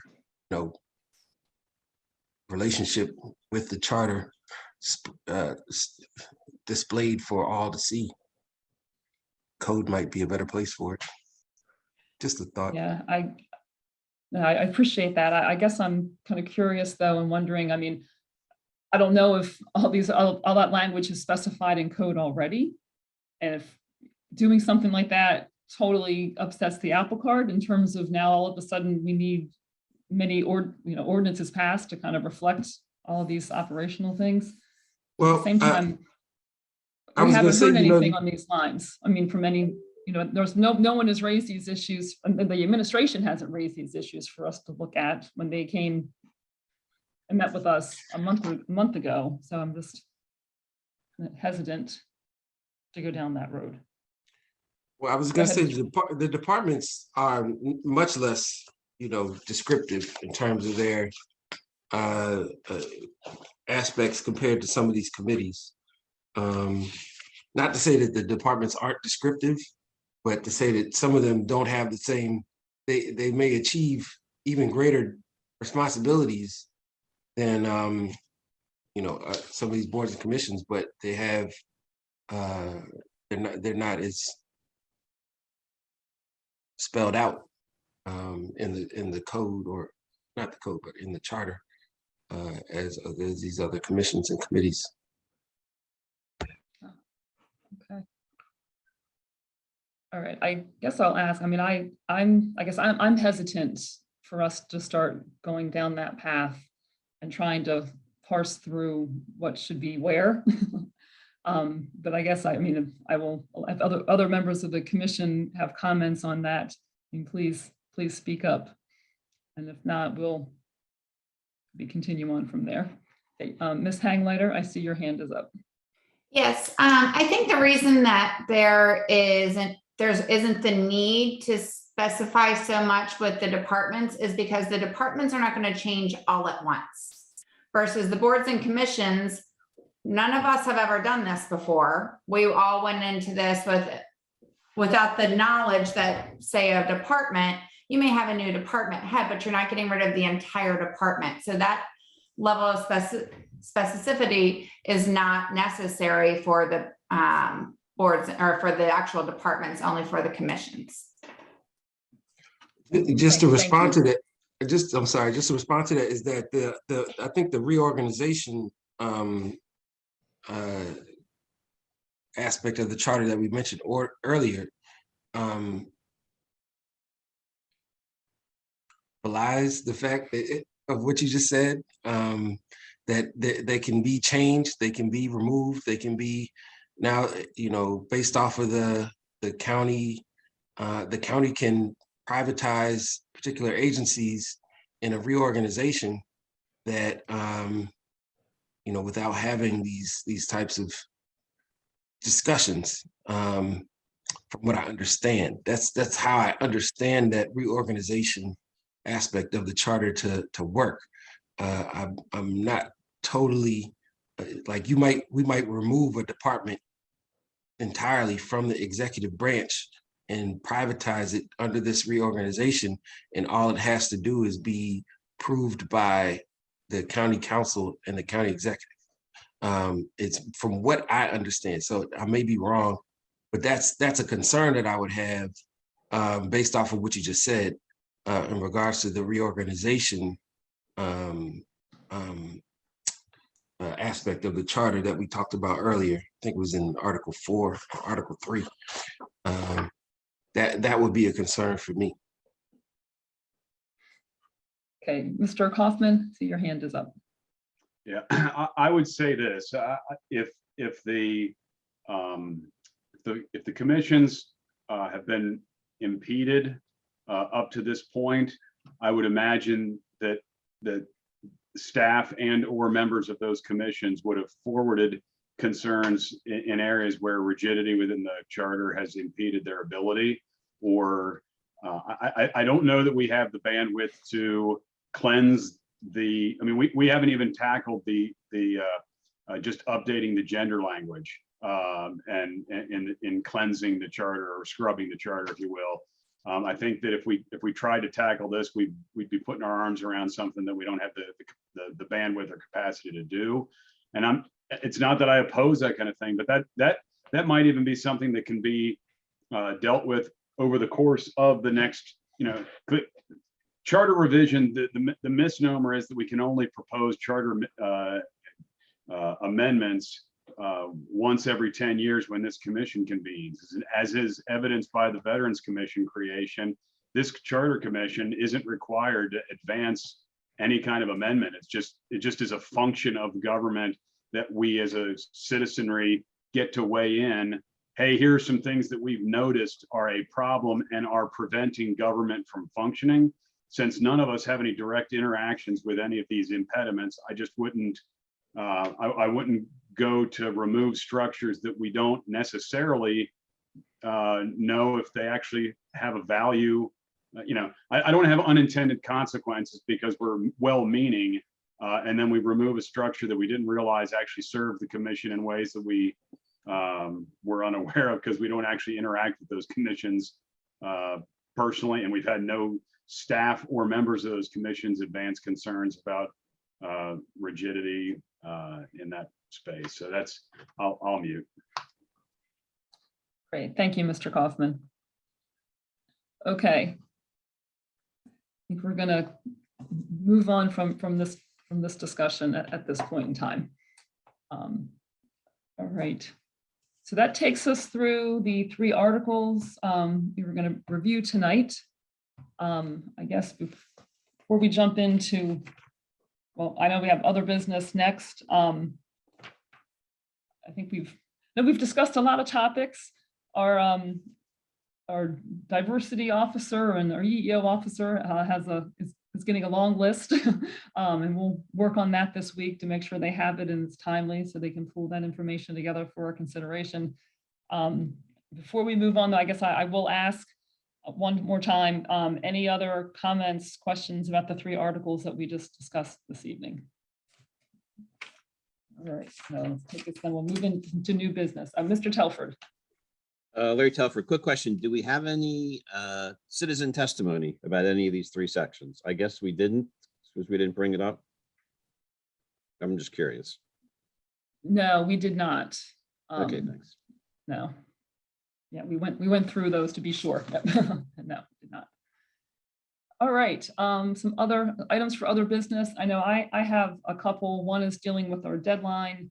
I mean, we need to talk about going forward in our meetings and we're going to be in person or out of, or continue virtually, in person or out of person. I know. Maybe we want to be out of person sometime. I don't know. I guess one question, Ms. Blair Klassmeyer, I know at our last meeting, and at the moment my brain is not working well, and I know there were a few items you were going to work on some language for us and bring that back. Is that something you were planning to do tonight, or do you want to do that another time? I should have it for you next time with the holiday and some deadlines that didn't get finished, but I hope to have it for you in 2 weeks. Okay, great. And that's totally fine. Sounds good.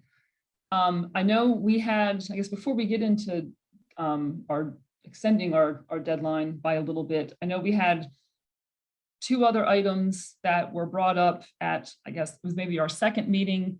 I think Mr. Kaufman, you brought up the one about looking at the timeline for the Charter Review Commission and when it would begin its work.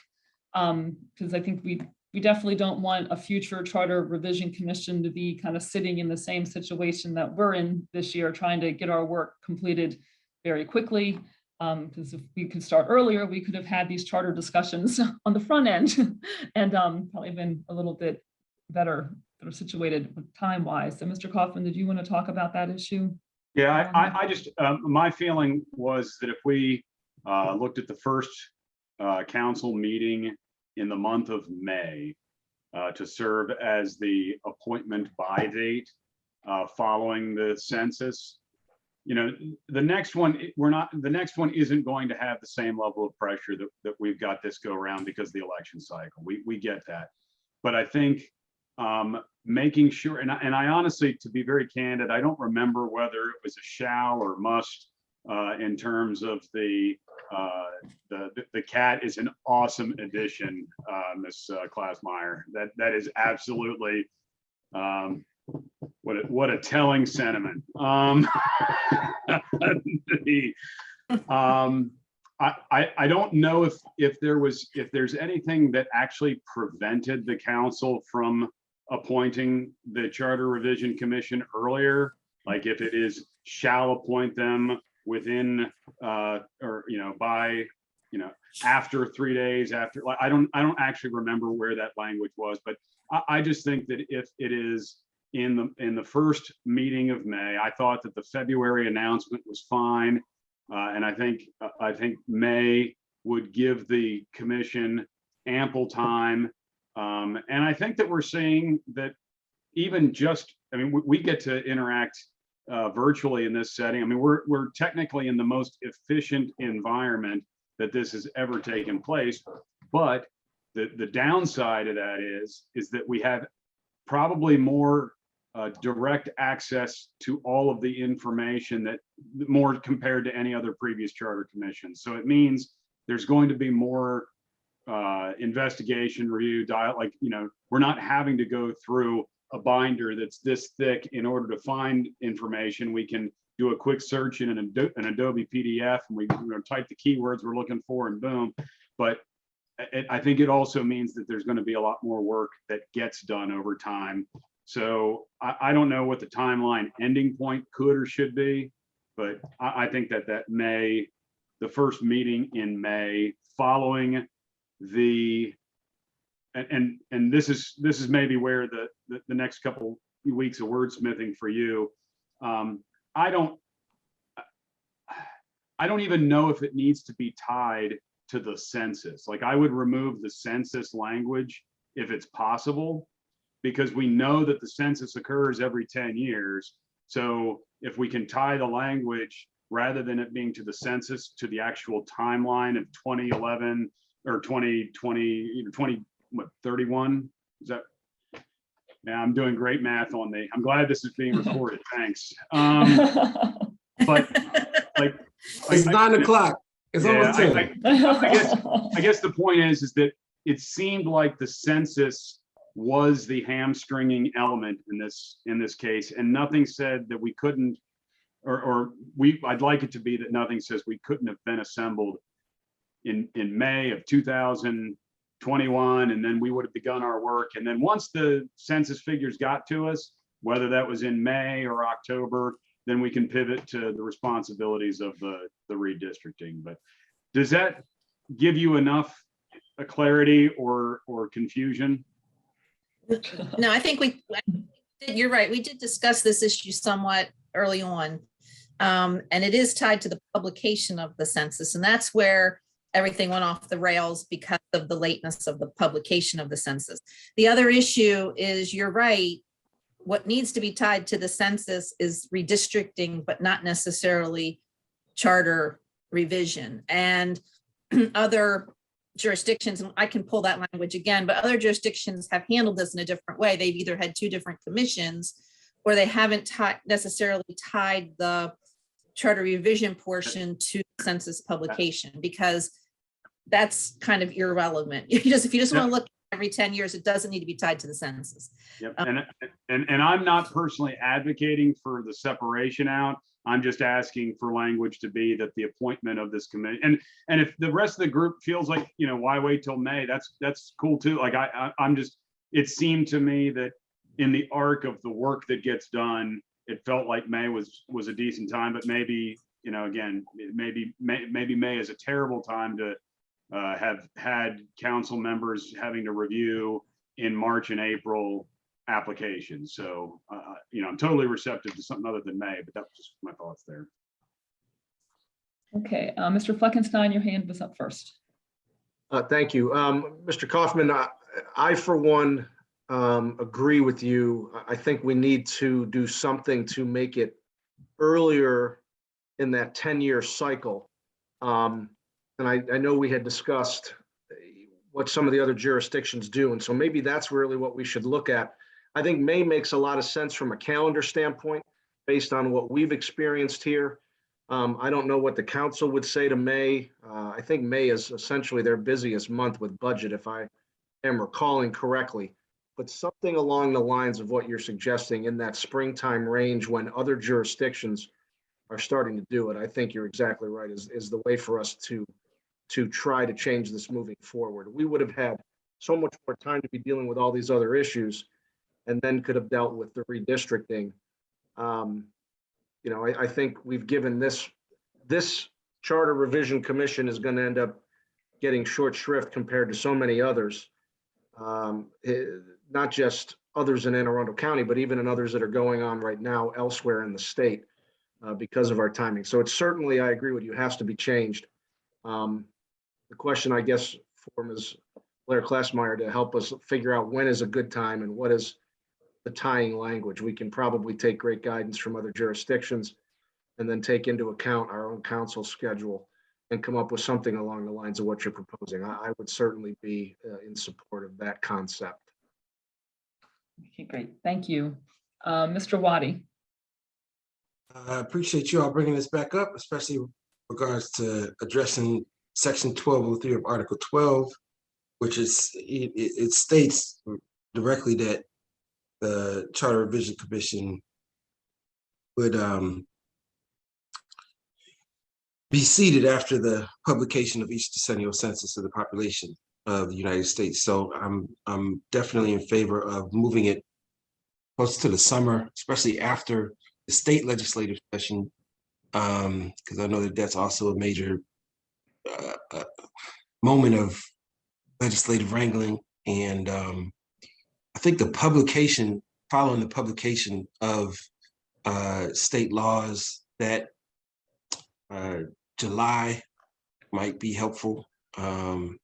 But October would definitely be way too late. Anything before October would probably be better. October is just a way too late in the year, as witnessed by this time for the seating of this Charter Revision Commission. So I definitely appreciate you all bringing it back up, and I would encourage us to think about a summer appointment moment, and definitely one that wouldn't interfere with either the budget process or the state legislative session. Okay, thank you, Mr. Waddy. Mr. Telford? Larry Telford, I'd like to revisit an idea Ms. Mayfield brought up, I think a month or two ago, about, and Mr. Kaufman referred to the splitting this commission up into two purposes. One, to redraw the maps every 10 years. And the second, of course, is to address the charter and what changes need to be made. I think it makes sense to have two different commissions. Obviously, if people want to be on both, that's great. If it's up to the purview of the county council, I think obviously our hands are tied with the remap drawing because of the census. We don't have to be trying to juggle both these balls basically at the same time. I think it just makes more sense to have a separate commission looking at the charter at a separate time period from the commission redrawing the map. And I think at some point, I would like to revisit your idea, Ms. Mansfield. I think it was a really good idea, actually. Okay, thank you. Also, no, that's okay. I was joking. Ms. Blair Klassmeyer, I think your hand is up. Yes, I just have 2 points in picking the state. I think that it makes a lot of sense to do this. You mentioned May, but I think it needs to be the May before. For example, May of 2020, even though the census data won't be out until later in 2020, at least that gives you time for the census publication to work on charter, and then gives you, if the census information comes out the way it should, it'll give you a lot more time on redistricting as well, because normally you'd at least be 2 years out from an election, as opposed to crammed in so tight. So I think that's kind of what the kind of date to look for is. You want a date in the year of the census, but earlier, before the census publication. I think that's the issue. The other thing I'll remind everybody is that the council does take a recess in August. So you do want to work your date so that you're not bringing things to them when they aren't in session. And then the third thing is, somebody did mention that it's their very busy time. The first, May 1st is budget, and that's pretty much what everybody's concentrating on leading up to and until the middle of June. So those are some considerations, and we can kick that around a little bit more about timing. I'm not sure what you would, and why you would be restricted to March or not. I mean, why you would restrict it, not be able to use dates in March or April or sometime when things are a little slower, so to speak. So that's just a thought on how the whole council calendar works. Okay, great, thank you. Mr. Kaufman, I see your hand is back up. Yep, no, I like very much the notion of doing it in the actual year of the census, so that the commission, the charter work could take place. To be honest with you, I would just ask, and I don't know if this is Mrs. Corby or to be able to get feedback.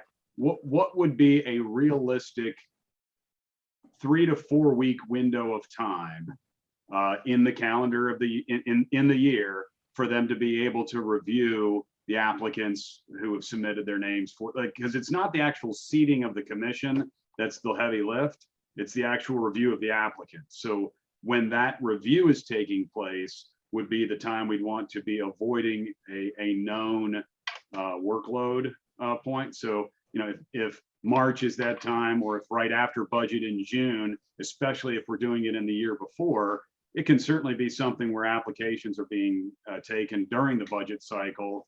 And again, I'm not tied to a specific month here.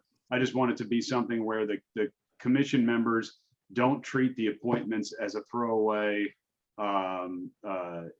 responsibility, because there's just so much else going on. They don't really have the bandwidth to review who they're putting on this. And I'm not suggesting that took place this time.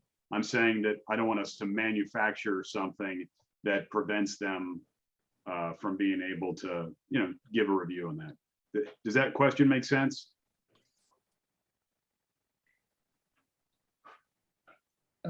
Okay. I guess that's Ms. Corby. Okay, yeah, thank you. So I guess, is that enough direction for you, Ms. Blair Classmeyer, in terms of that? I think we're good. I guess I would Yes. ask, and I know, thanks. And I know, and thank you, Mr. Telford. I guess I was just kind of thinking through all this a little bit more, I guess because my thought in suggesting we would break it up was also a way to kind of address the situation that we were faced with this year. So I guess I'm curious, Ms. Blair Classmeyer, would it be easy for you to find out, or like what other jurisdictions do? Do they have, is it just one? Is it two? Maybe, other jurisdictions that are comparable in size and makeup to us.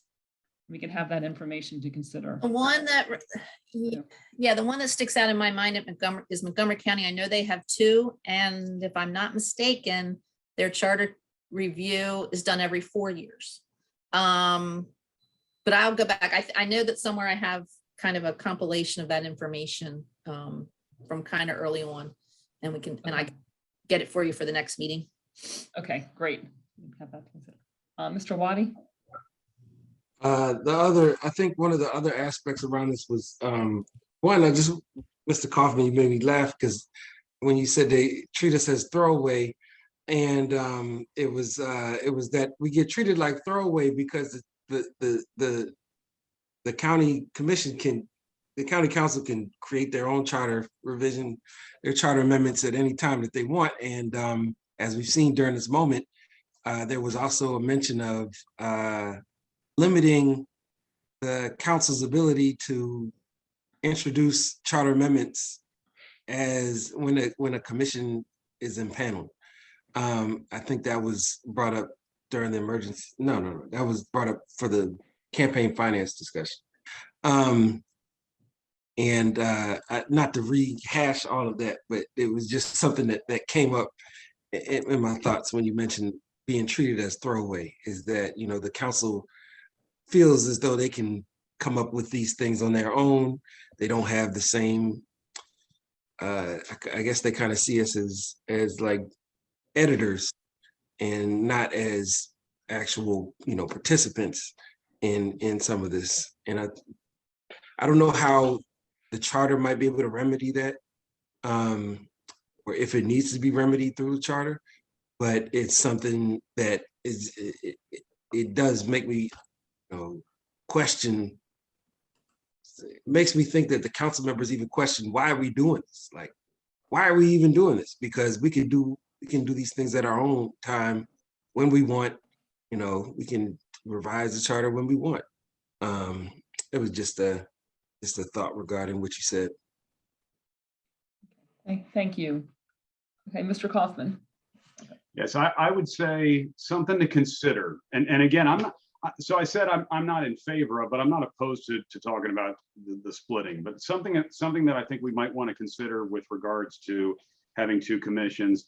I think there may be value in having a body that is duly motivated to pursue updating the county charter and the redistricting, as opposed to having one of those two bodies whose sole purpose and motivation is to draw political maps. I think that there's almost a balance point by the fact that we all knew we were signing up for the charter revision side of this, rather than just being responsible for drawing political maps. And so it's just a factor for us, I think, to consider. If we were to separate them out, I think it makes that commission or that committee or whatever it would be that much harder to be nonpartisan. Thank you. Valid point. Okay, so, all right, so we'll add those two items into the discussion. I guess I'll say at our next meeting. I'm kind of wondering, and Ms. Blair Klassmeyer, this is really a question for you to answer. I think I know our next meeting is to discuss Articles 7, 8, and 9, which I believe, well, we have the fire chief. So we're going to be getting into the fire tax stuff. And then we have these other items, and I can't remember, and maybe Ms. Corby can help here too, if this is where we'll be bringing in the other tax and budget issues. Is that a part of those articles as well? Okay, I guess I'm just Article wondering. 7. Yeah, I Article guess I'm just 7. wondering, timing wise, if maybe you should bring all these items back up at the next meeting, because that just seems like it's going to be a lengthy discussion for us. And so I'm not sure why I'm feeling that way necessarily, but there's a lot of meat there, and there's a lot with bond initiatives and things like that, I think, for us to sort through. And that just seems like it's going to take some time for us to do it. Anyway, so I guess that kind of leads into the next item about pushing off our deadline. I know, well, the resolution, as you know, states we should have our work done and our report done by March 31st. Obviously, it's February 28th, tomorrow's March 1, and we have a lot of work to do and articles to consider. In the broad draft plan that we discussed back in January, that was pushing things into April, potentially late April. I'm really feeling like we need another month in there to get us to, say, maybe June 1st for our work.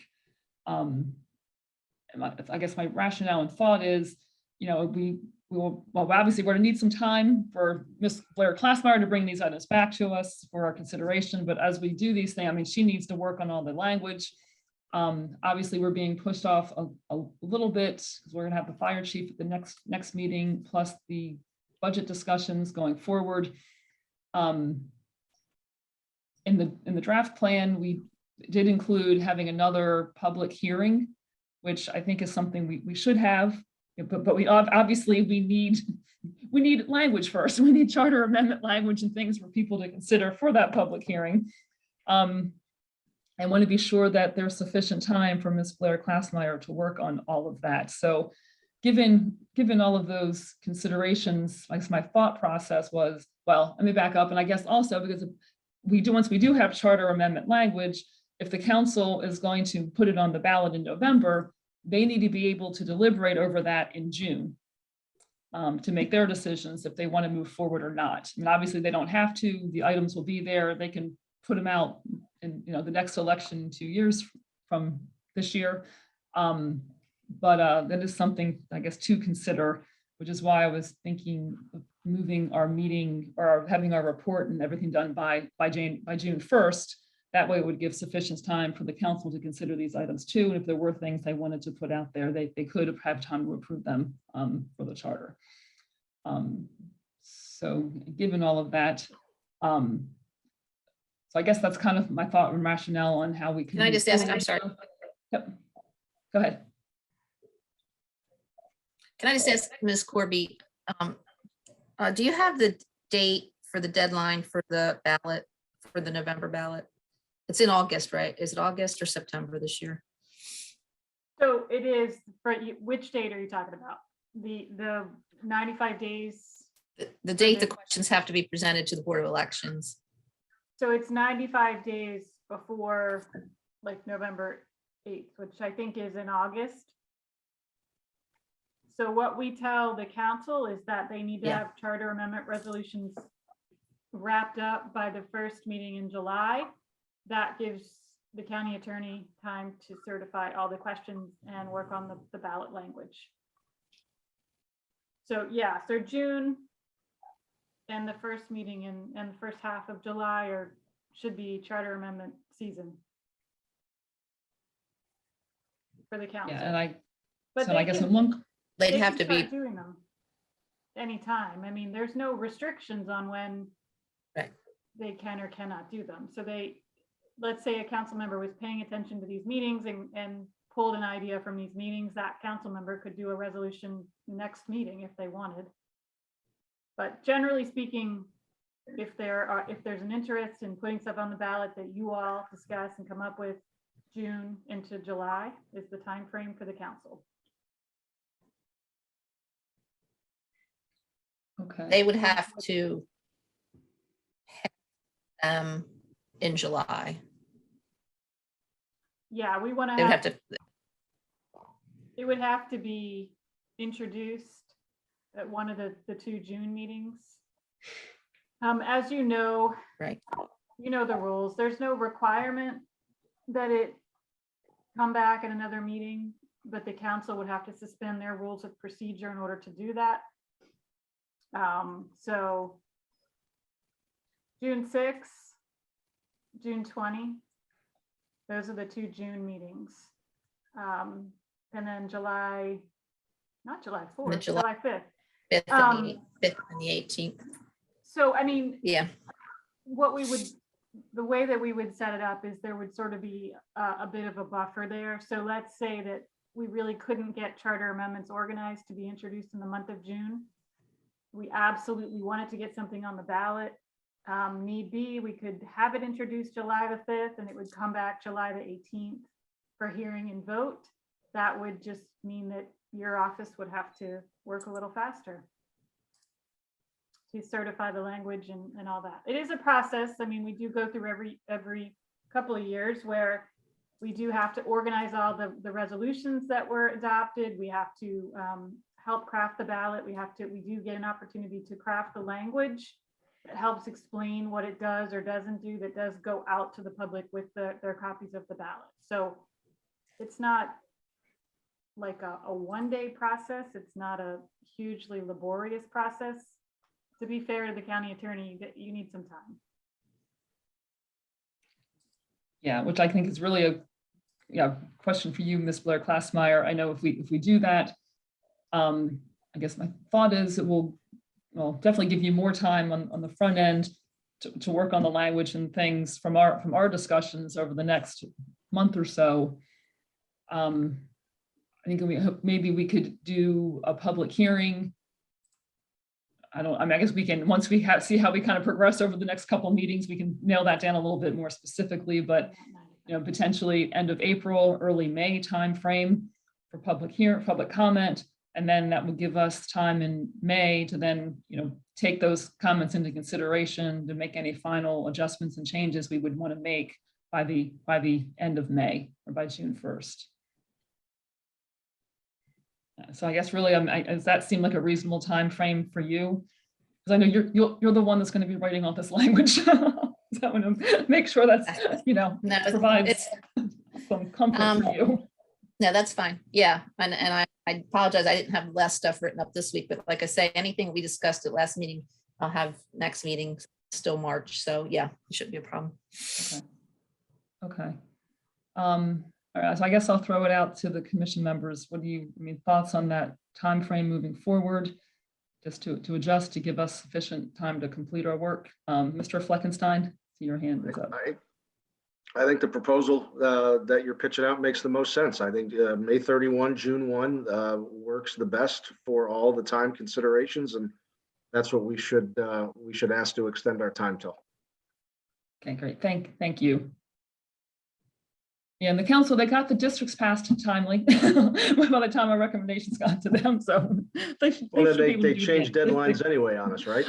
Right, they did. So I guess any other discussion or comments? I guess can I get a motion then? That will, I guess we need to do a letter. I guess a motion to do a letter to the council to extend our time frame to June 1st. So moved. Okay. Second. Thank you, Mr. Kaufman. Okay, thank you both. Second by Mr. Fleckenstein. All in favor, say aye or raise your hand. Aye. Great. All right, thank you. All right, I guess the next tough issue for us to consider is I think whether we want to go back to in-person meetings or not. I know things are, I know now that CDC guidance has changed, I mean, the council went back to in-person meetings a little while ago. I will say I kind of do like the ability to drive home and sit here on my laptop and do these meetings. Mr. Kaufman However- said this is the most efficient method of meeting. So I'm with him. Yeah, but at the same time, I do feel like, I mean, we are a public body, and I think there are members of the public. I know we do have some members of the public that follow us pretty closely. I think would probably like to see us in person sometimes. And it's also nice to see you guys in person too, I have to say, and do some of that. So Mr. Kaufman, I see your hand is up.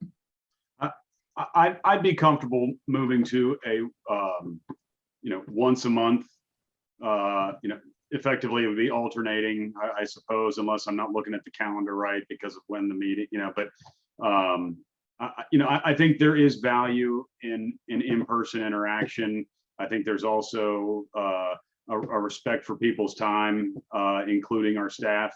The fact that we're not asking them to drive out to the county office and do that and then have to drive back wherever that may be. I think there's value and appreciate.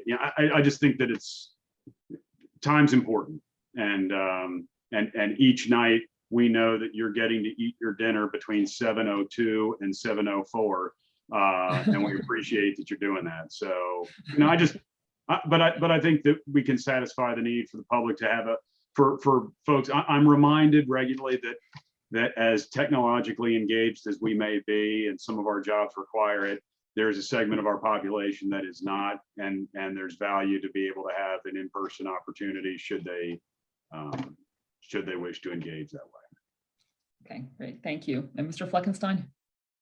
I'm good either way. I agree. We should absolutely we should move toward live meetings as much as we can. But if we all think there's value, as Mr. Kaufman mentions, in doing some virtual meetings from time to time or alternating, I'm good in any way, shape, or form we decide to do it. But I guess I would say I feel strongly that we should start working in some live meetings. Okay, great, thank you. And Mr. Waddy? I would prefer to stay virtual. And I definitely have concerns regarding the virus. And I mean, the virus to me is the reason why we went virtual. And I think it needs to, we're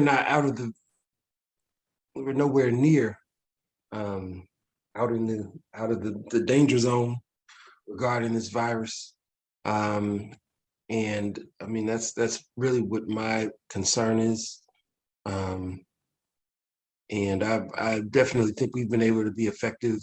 I actually think we've been probably more effective virtually than in person, but I would definitely prefer to maintain the virtual meetings permanently. All right. I guess Mr. Telford or Ms. Hangleiter, do you guys have preference? I don't have a preference either way. Either hybrid, or I would say hybrid or all Zoom is what I would prefer. Okay. Ms. I would- Hangleiter? I would agree with that I'd like to do either every other or all Zoom. Truly, it's just a convenience. And I do feel like we are just as successful as we are when we're actually meeting in person. Okay. I guess why don't we, I don't know, I guess I would propose, why don't we do a hybrid then? Because I do think we have some people that would like to see us in person and have an opportunity to sit there while we are doing our making our delivery. You won't get to see my cat. You won't get to see my cat. That's true. You I'll bring a bring picture. Just bring a picture. I'll be making a charter amendment to allow pets in the chamber council. Thank you. I'll bring my dog, you bring your cat, and see if they get along. There you go. And we do know that if it's in the charter, it's going to be much harder to get it out. So That's right. Absolutely. I always said I wanted an office cat. Well, that's working out really well right now. Okay. All right. Everyone comfortable with that? We will do our next meeting, the March 14th meeting in person. Oh, I guess, Ms. Corby, you need to look into that, don't you? So, yeah, I do. I was gonna say, maybe you want to do the next meeting as a virtual meeting because we have a lot to pack in. The March 28th meeting is the end of the charter discussion, but you have quite a bit from resolution 54 and you have the fire chief next time. So I'm thinking that True. maybe Okay. it might be easier on all of you all if you did the next meeting as a virtual meeting and then March 28th is in person. Is that something Okay. that you all think might work? Sure. And then. Sounds good. Then Okay. once, we'll work on getting the answer from the council and Andrea, I'll work with you on that. Once you get more time, you'll be past the charter at that second March meeting. So whatever time you have left, you will be able to really start discussing and coming up with those proposals. Okay. So just Yeah, good consider point. that for the manner of Yep. meeting as well. But yeah, so March Okay. 14th virtual, is that what I'm hearing?